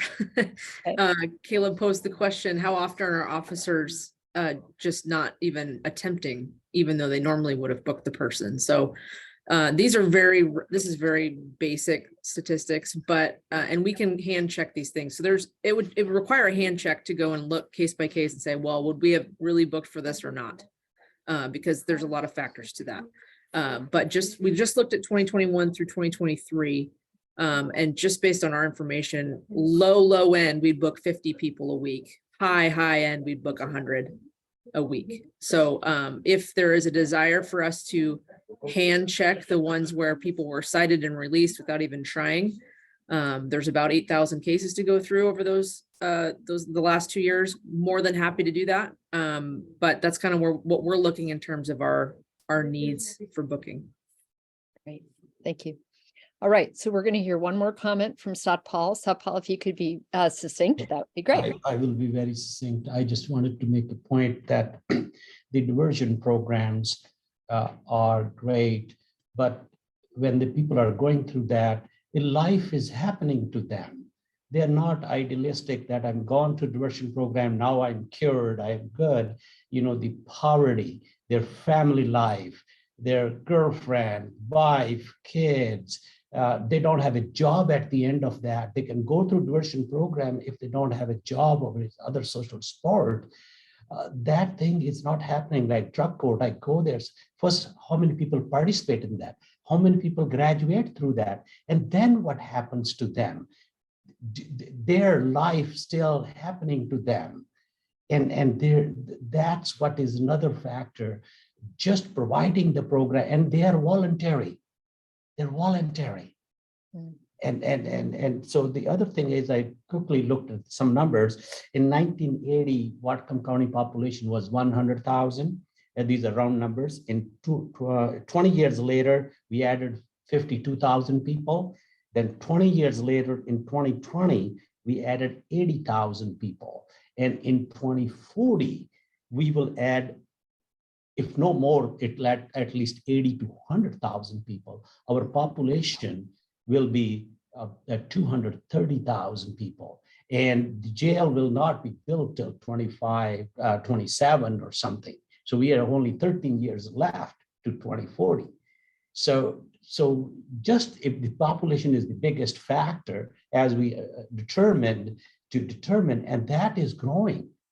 And so I just wanted to make that point. Thank you. Thank you, Satpal. Okay, let's get the slideshow back up. Perfect, Kathy, thank you. And Tyler, I believe this is you still, yeah? Thank you. So the next couple of slides just talks a little bit more on the ground square footage and facility discussion. So this is a chart that the Stakeholder Advisory Committee has seen in the past. It's just trying to articulate, once we determine the number of cells associated with the facility, then we'll of course turn that into a square footage discussion. So in this, it would be about 157,000 square feet. That number is likely to increase after we've thought through a little bit Caleb's and the most recent wish list from correctional, and especially with the single cell discussion. So I wanted to put an asterisk next to that because it's preliminary calculations, and we would expand that. So This slide is to acknowledge that as we are talking about just a correctional facility and what's located in that building has a square footage.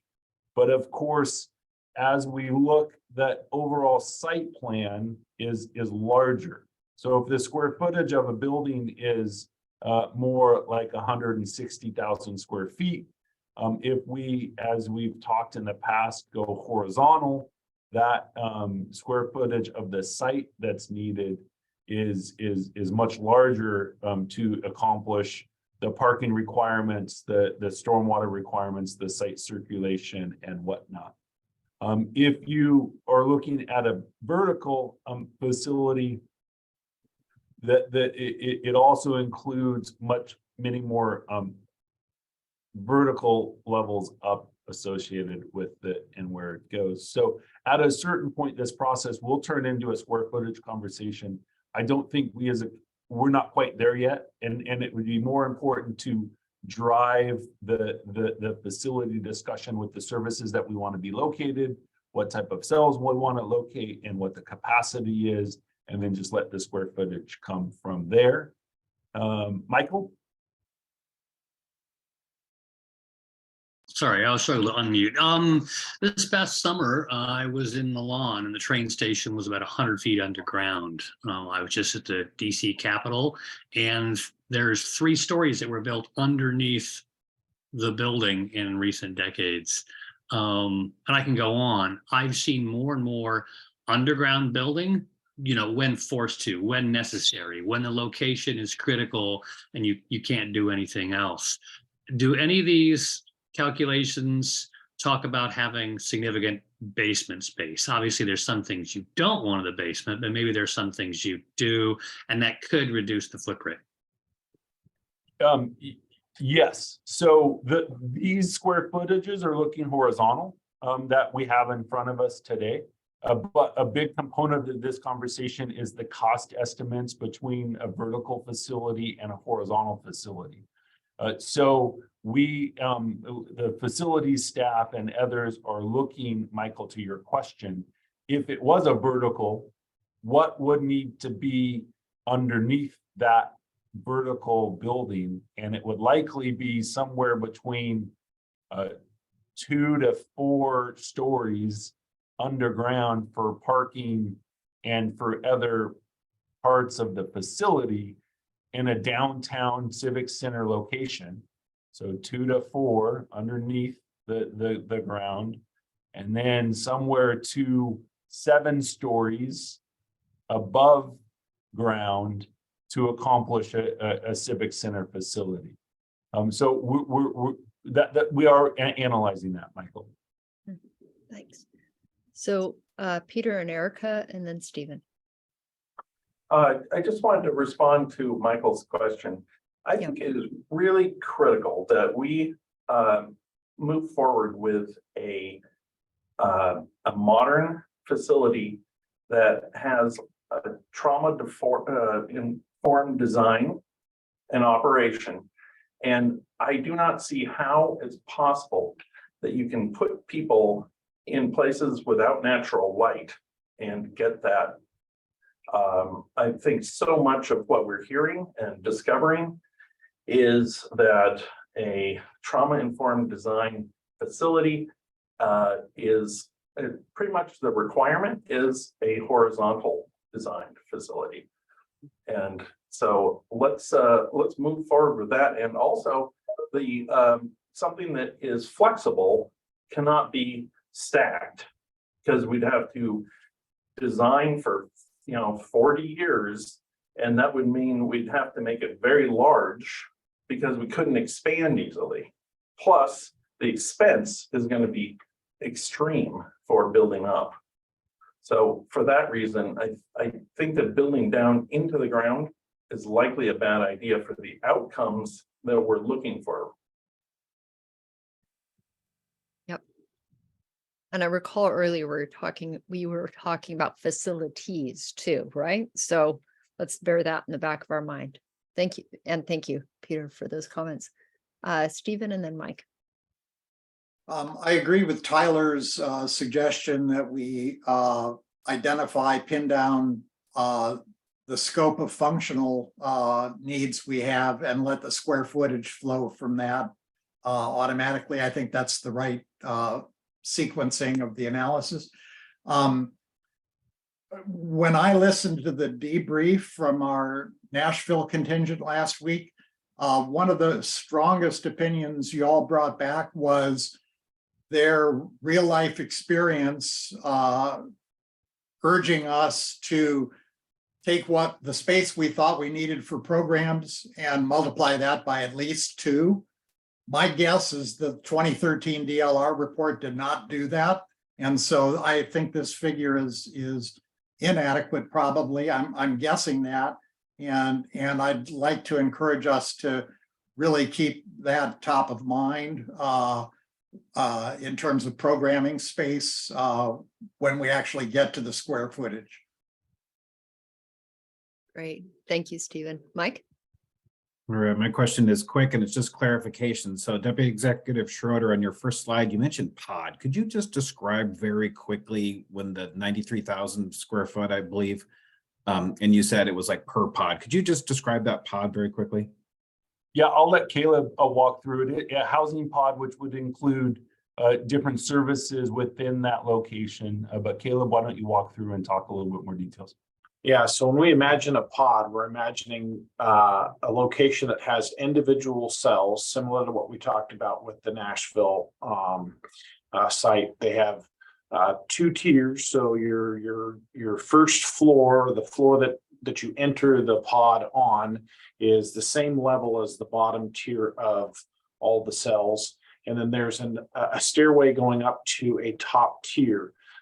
In the pod should be co-located everything that you would think you would need for daily life, including but not limited to bathrooms, showers, communication devices, visiting devices, access points for attorneys and other professionals to visit with the individuals who are in the pod, recreation space, programming space for counseling, programming space for simple things like music therapy, art therapy, stuff that just we wouldn't have room otherwise if we didn't earmark the space.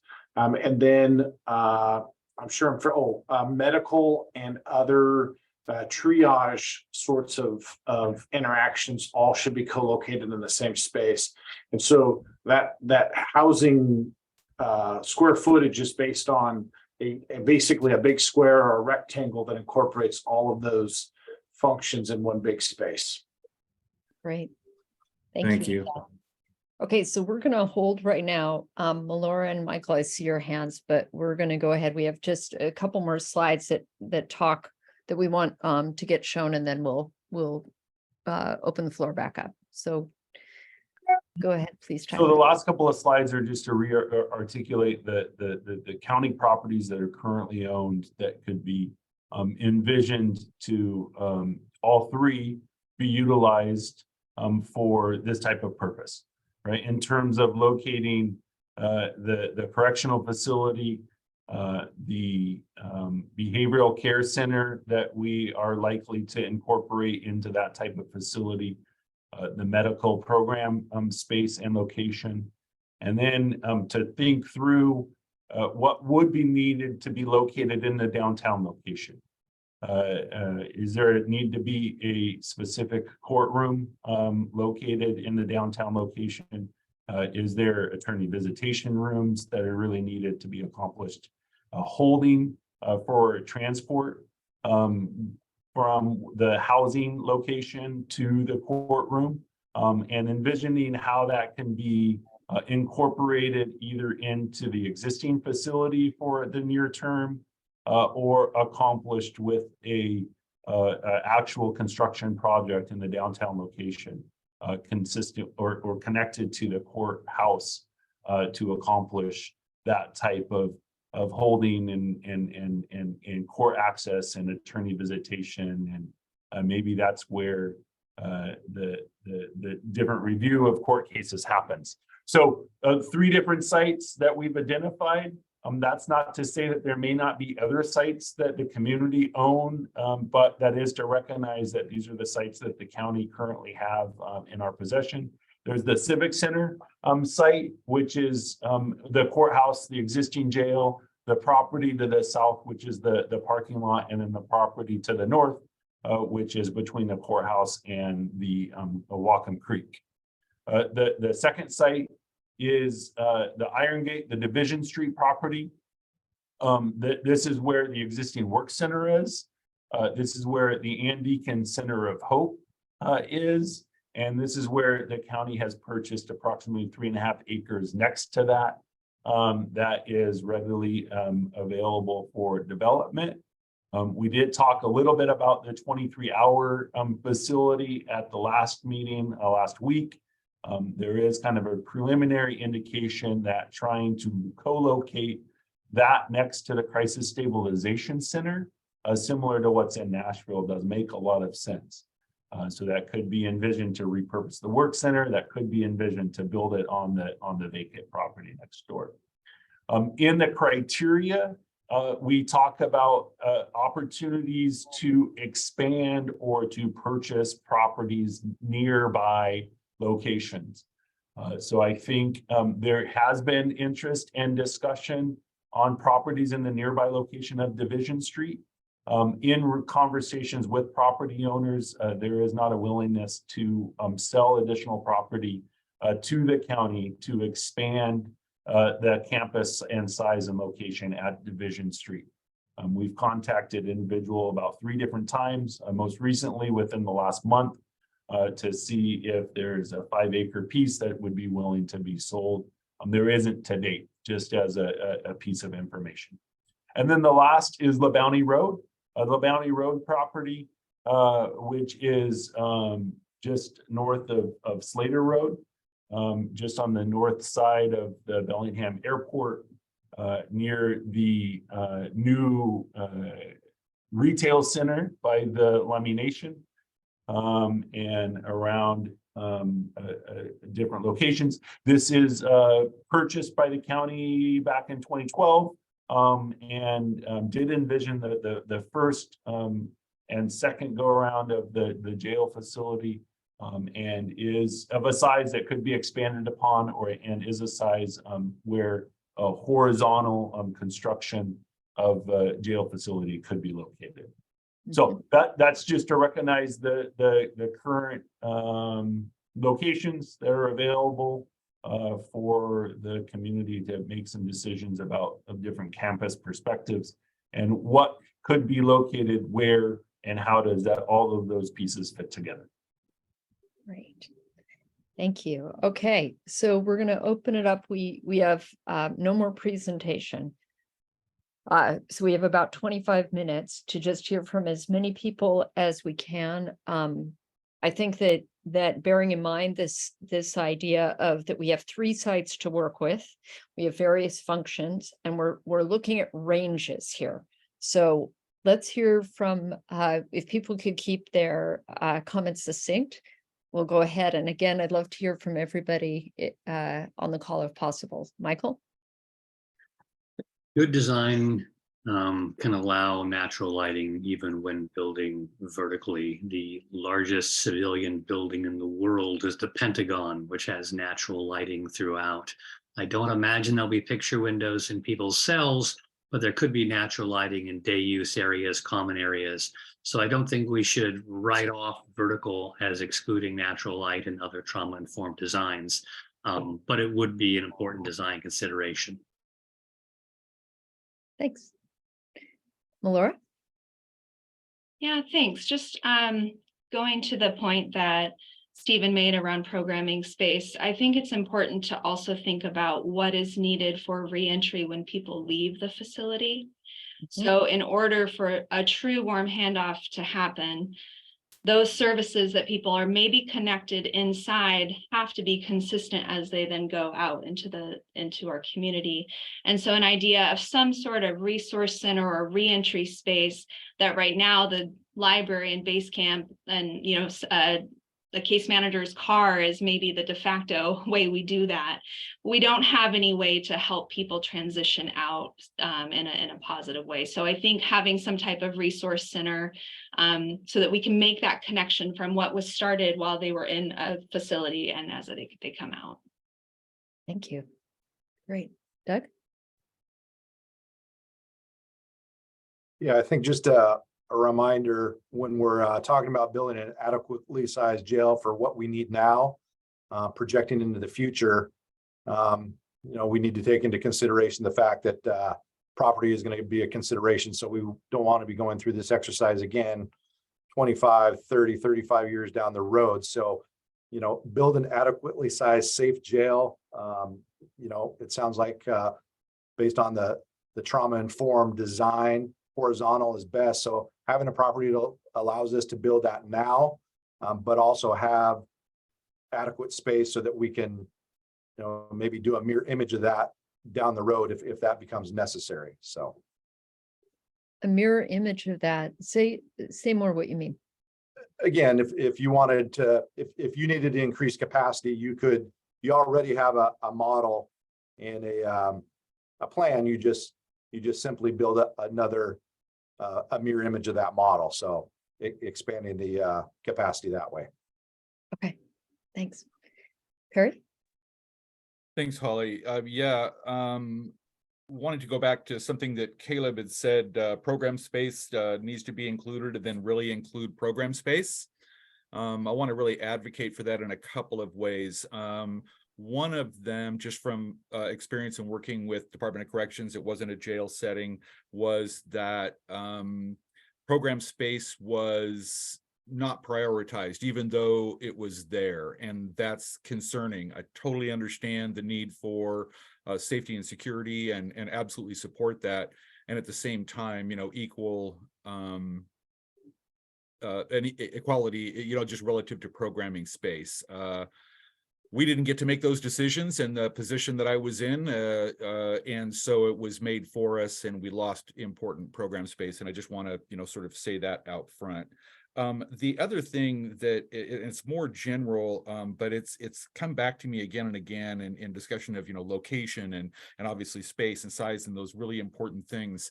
Space for a very robust virtual, I'll call it behavioral health resource, kind of connecting back to what Melora was talking about. I think we've learned a lot about the availability and use of virtual meetings, obviously over the last few years.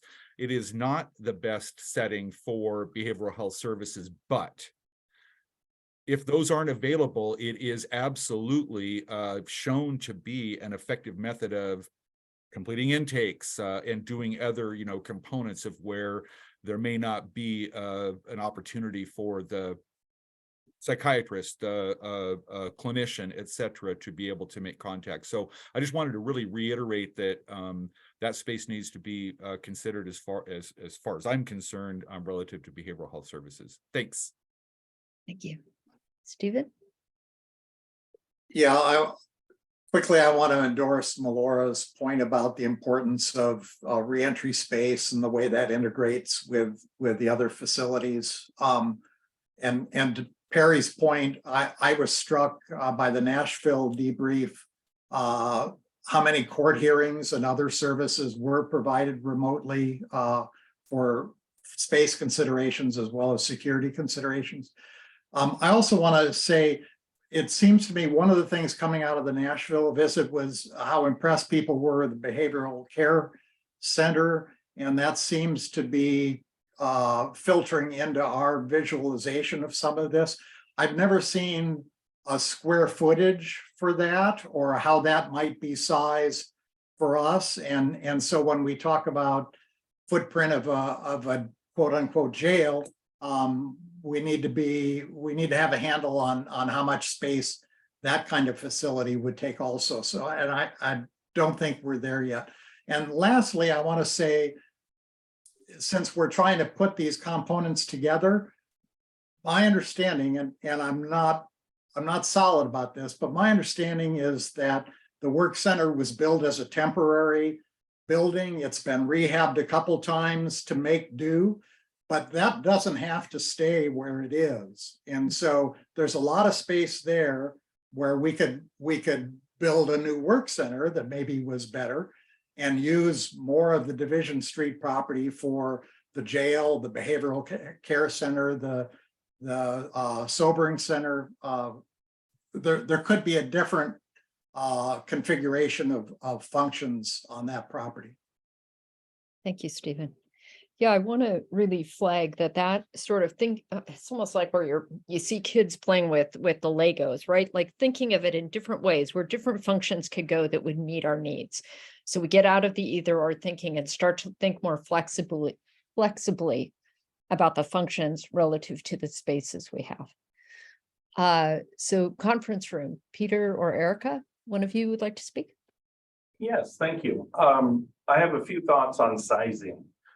Over the last couple of years, as we have heard, we have the people who are being arrested and held in our jail has really changed quite a bit in the last 2 years. And in a way, we've run an experiment that thanks to COVID and other factors that I think that our community or part of our community was very interested in seeing run. And that is diverting a lot of people from the jail.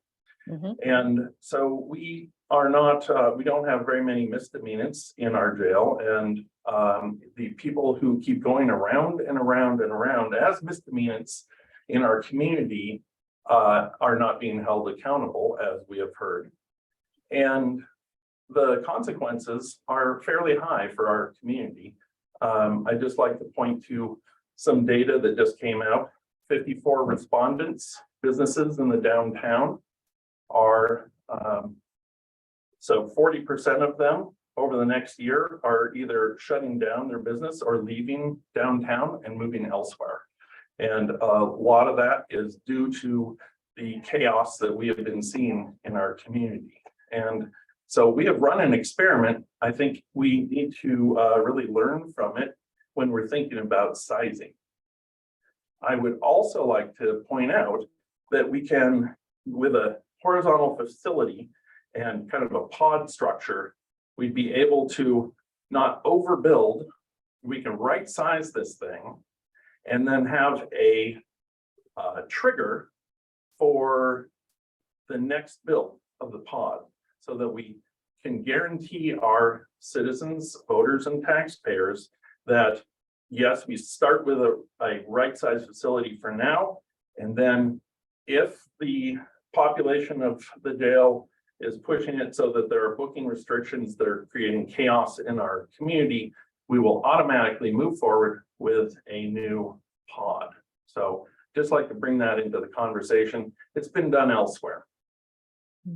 Yeah, I remember us speaking about that at SAC too, the ability to be flexible over time. So Wendy, yes? Go ahead. Just introducing an idea that hasn't been brought up because it's something that we looked at a number of years ago. And that was part of this space would be at least semi-public.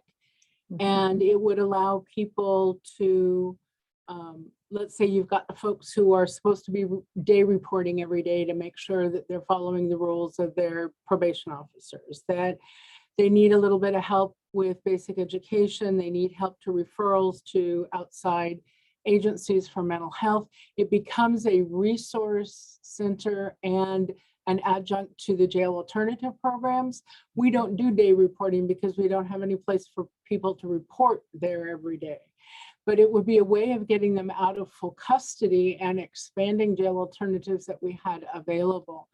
Office space could be there so that if the public defenders wanted to come and see clients that were, let's say, just arbitrarily pick the property out at Ferndale, that their clients may have actually been out farther in the county, they could schedule them to come meet there because it was closer to home.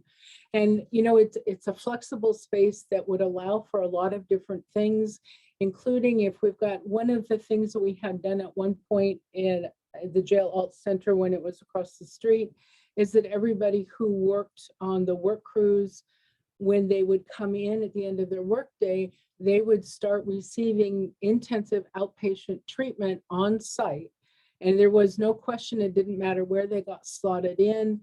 And so everybody who came in received the SUD assessment, and everybody who was assessed as needing that treatment, which was pretty much everybody, then for the next 2 hours, they would go into this other space and they would get intensive outpatients. And some of them went through the cycle 5 or 6 times. Those were the ones that tended to reoffend at a much lower rate. So I think there are some programs and some things that we've tried in the past that may be time to replicate it if we have the space to do it. Thank you. So I see Deborah's hand is up, and I'm going to tell you what I'm going to do next, which is I'm going to call on folks who haven't had a chance to speak today. If you don't want to speak, it's fine. We can just say no comment, but I'd like to make sure everybody gets a chance to the floor. Deborah, you're up. I wanted to say that this has been the most comprehensive discussion that I've heard so far. I'm really encouraged. Somebody mentioned earlier, sorry, I can't remember who it was, but they brought up the topic, excuse me, of work release. And I wanted to say that a big part of the reentry process really has to include what would likely be highly successful, and that is providing much more opportunities for work release that go far beyond the work release opportunities that are in place today. This discussion will come up in one of the focus groups because the former inmate who brought all of this up to me will be participating in a focus group. And he talked to me extensively about specific reasons that I can share at a later date, or he can in the group, specific reasons why having an expanded work release program will contribute, in his opinion, significantly to lower recidivism. Thank you. Great. Thank you, Deborah. Okay, again, I'll just call on folks, and then if you're not interested in speaking, and Arlene, how did you guess I was going to call on you next? Go ahead. In response to Debbie, it's in regard to reentry, jobs are the largest factor in not reoffending. So whatever job training and job readiness and assists that are given to people who are reentering is going to go a long way towards their not coming through the cycle. That's what we're trying to do here, is break this cycle and let people have restored lives. That's what this whole project is about, is shifting from punishment to restoration of people's lives, which they want to. In regard to the jail locations, I've worked in the Division Street location. I know it's quite close to downtown. It's probably between 2 and 3 miles. So using both of those locations is not a big strain as far as transportation is concerned. La Bounty location is pretty prohibitive for most people to get to. And I think we can keep it in reserve for the future if something is needed in the future. But it looks like there's enough space in the division location and has potential for other space to work horizontally, although I don't have the figures in front of me. Thanks, Terrific conversation today, and so rich with information. Thank you so much. Yeah. Thank you. Dan, are you ready? Yeah, thanks. Yeah, good conversation today. I support a lot of the things that were mentioned, including comprehensive service provision and getting those agreements with those providers to actually be on site, making sure that the courts are there, public defender, prosecutors office, etc. I am concerned a little bit about the competency restoration piece. I don't think that Western State Hospital situation is going to get figured out anytime soon. I know that they are adding some capacity there, so I'm concerned about how that plays into the numbers and such.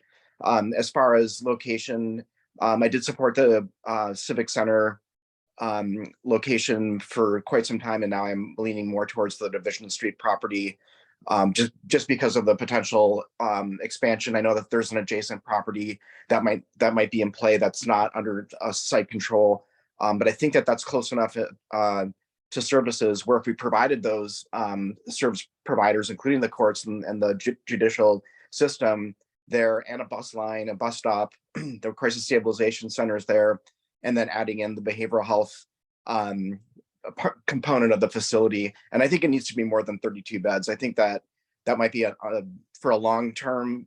I think that might be undershooting. So I'll just end there. Thanks. Thank you, Dan. Deborah, I see your hand. I'm going to come back to you and keep going on my list of folks. Lacey, do you have any thoughts?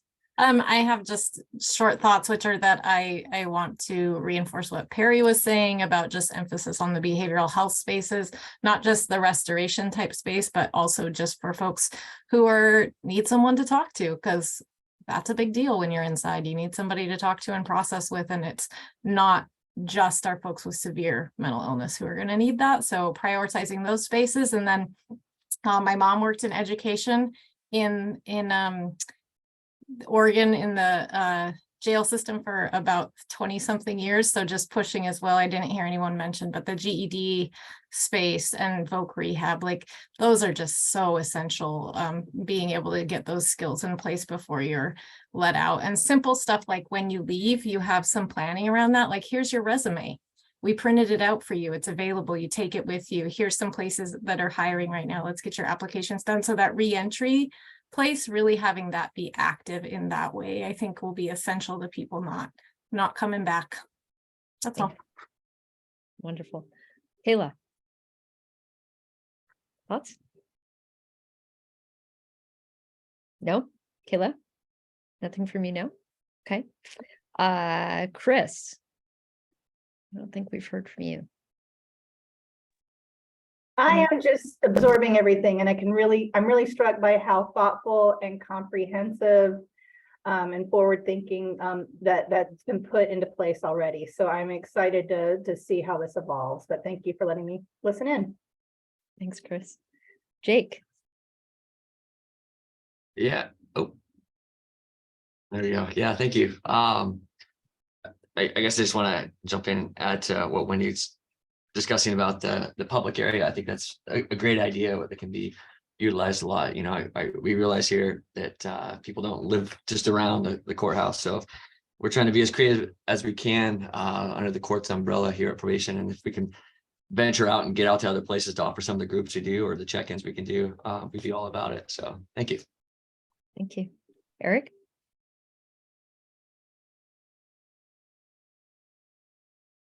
Yeah, thank you. It's been a great discussion. It feels like Whatcom County is really moving in the right direction here. It's important that we talk about this and make sure that we have the right facility for us. I want to address the trial backlog issue because that was asked by Heather, and I think that's one thing that I can provide that has not been talked about. And the trial backlog is a huge factor for how our jail is being used. I think everyone knows our jail is full of people who are, they're only for pretrial purposes. But I want to tell you that trials are happening at a higher rate today than they did pre-COVID. I think they could happen faster and quicker. In fact, they should happen faster and quicker today with the backlog that we have. But trials are only one way to resolve cases. And, of course, when cases are resolved, people are either released or they're going to be sent to prison and not be using our space in the jail. So the way that people resolve cases at the highest rate here is a plea. And people do not plead guilty they don't plead guilty if they're not facing additional consequences, such as additional incarceration or the possibility of trial. And that's something that we've been missing over the last couple of years. Great. Thank you, Eric. Ryan.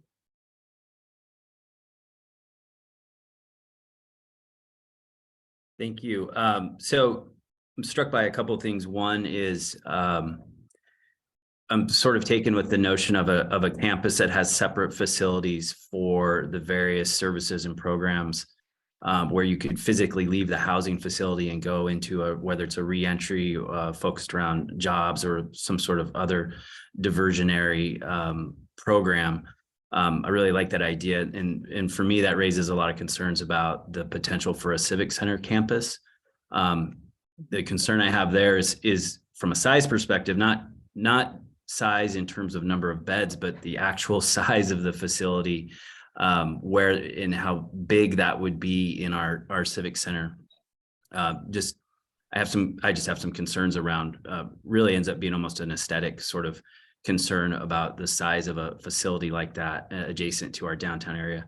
I think this has been covered, but I'm also struck by the numbers that Chief Mertzig raised in terms of how Bellingham would use a facility, and meaning those misdemeanor bookings might be, 1 or 2 days before they get to their whether it's court appointed or lead or what have you. But I guess the point I'm trying to make is those diversions are often, if not exclusively, post arrest or post court directive. So just thinking about that in terms of from a bed perspective, we might have 50 bookings in a week from the city of Bellingham. That might be the same individual. Some of those might be the same individual a couple times a week. So trying to understand that from a bed perspective, how we as a city would use those, what that looks like, so we can actually get those folks into a diversion. And then I guess finally, just acknowledge that this facility, I think ideally we want it to last many decades, and it doesn't just serve Bellingham. Maybe that's a nod to Mayor Cordice and his comments, just that I think from where I sit, recognize that there's 6 other cities that are going to use this. I hope we're considering how that works for those folks as well. Thank you. Thank you, Brian. Okay, we have 3 more folks I'm going to call on, and then I'll pop back to Deborah and see where we are. So Rob, you're up.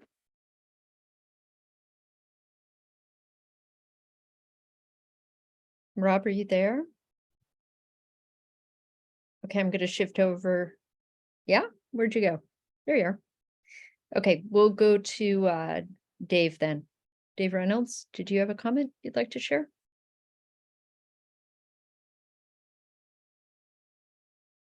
Okay, hearing nothing. Dana, do you have any thoughts you'd like to share?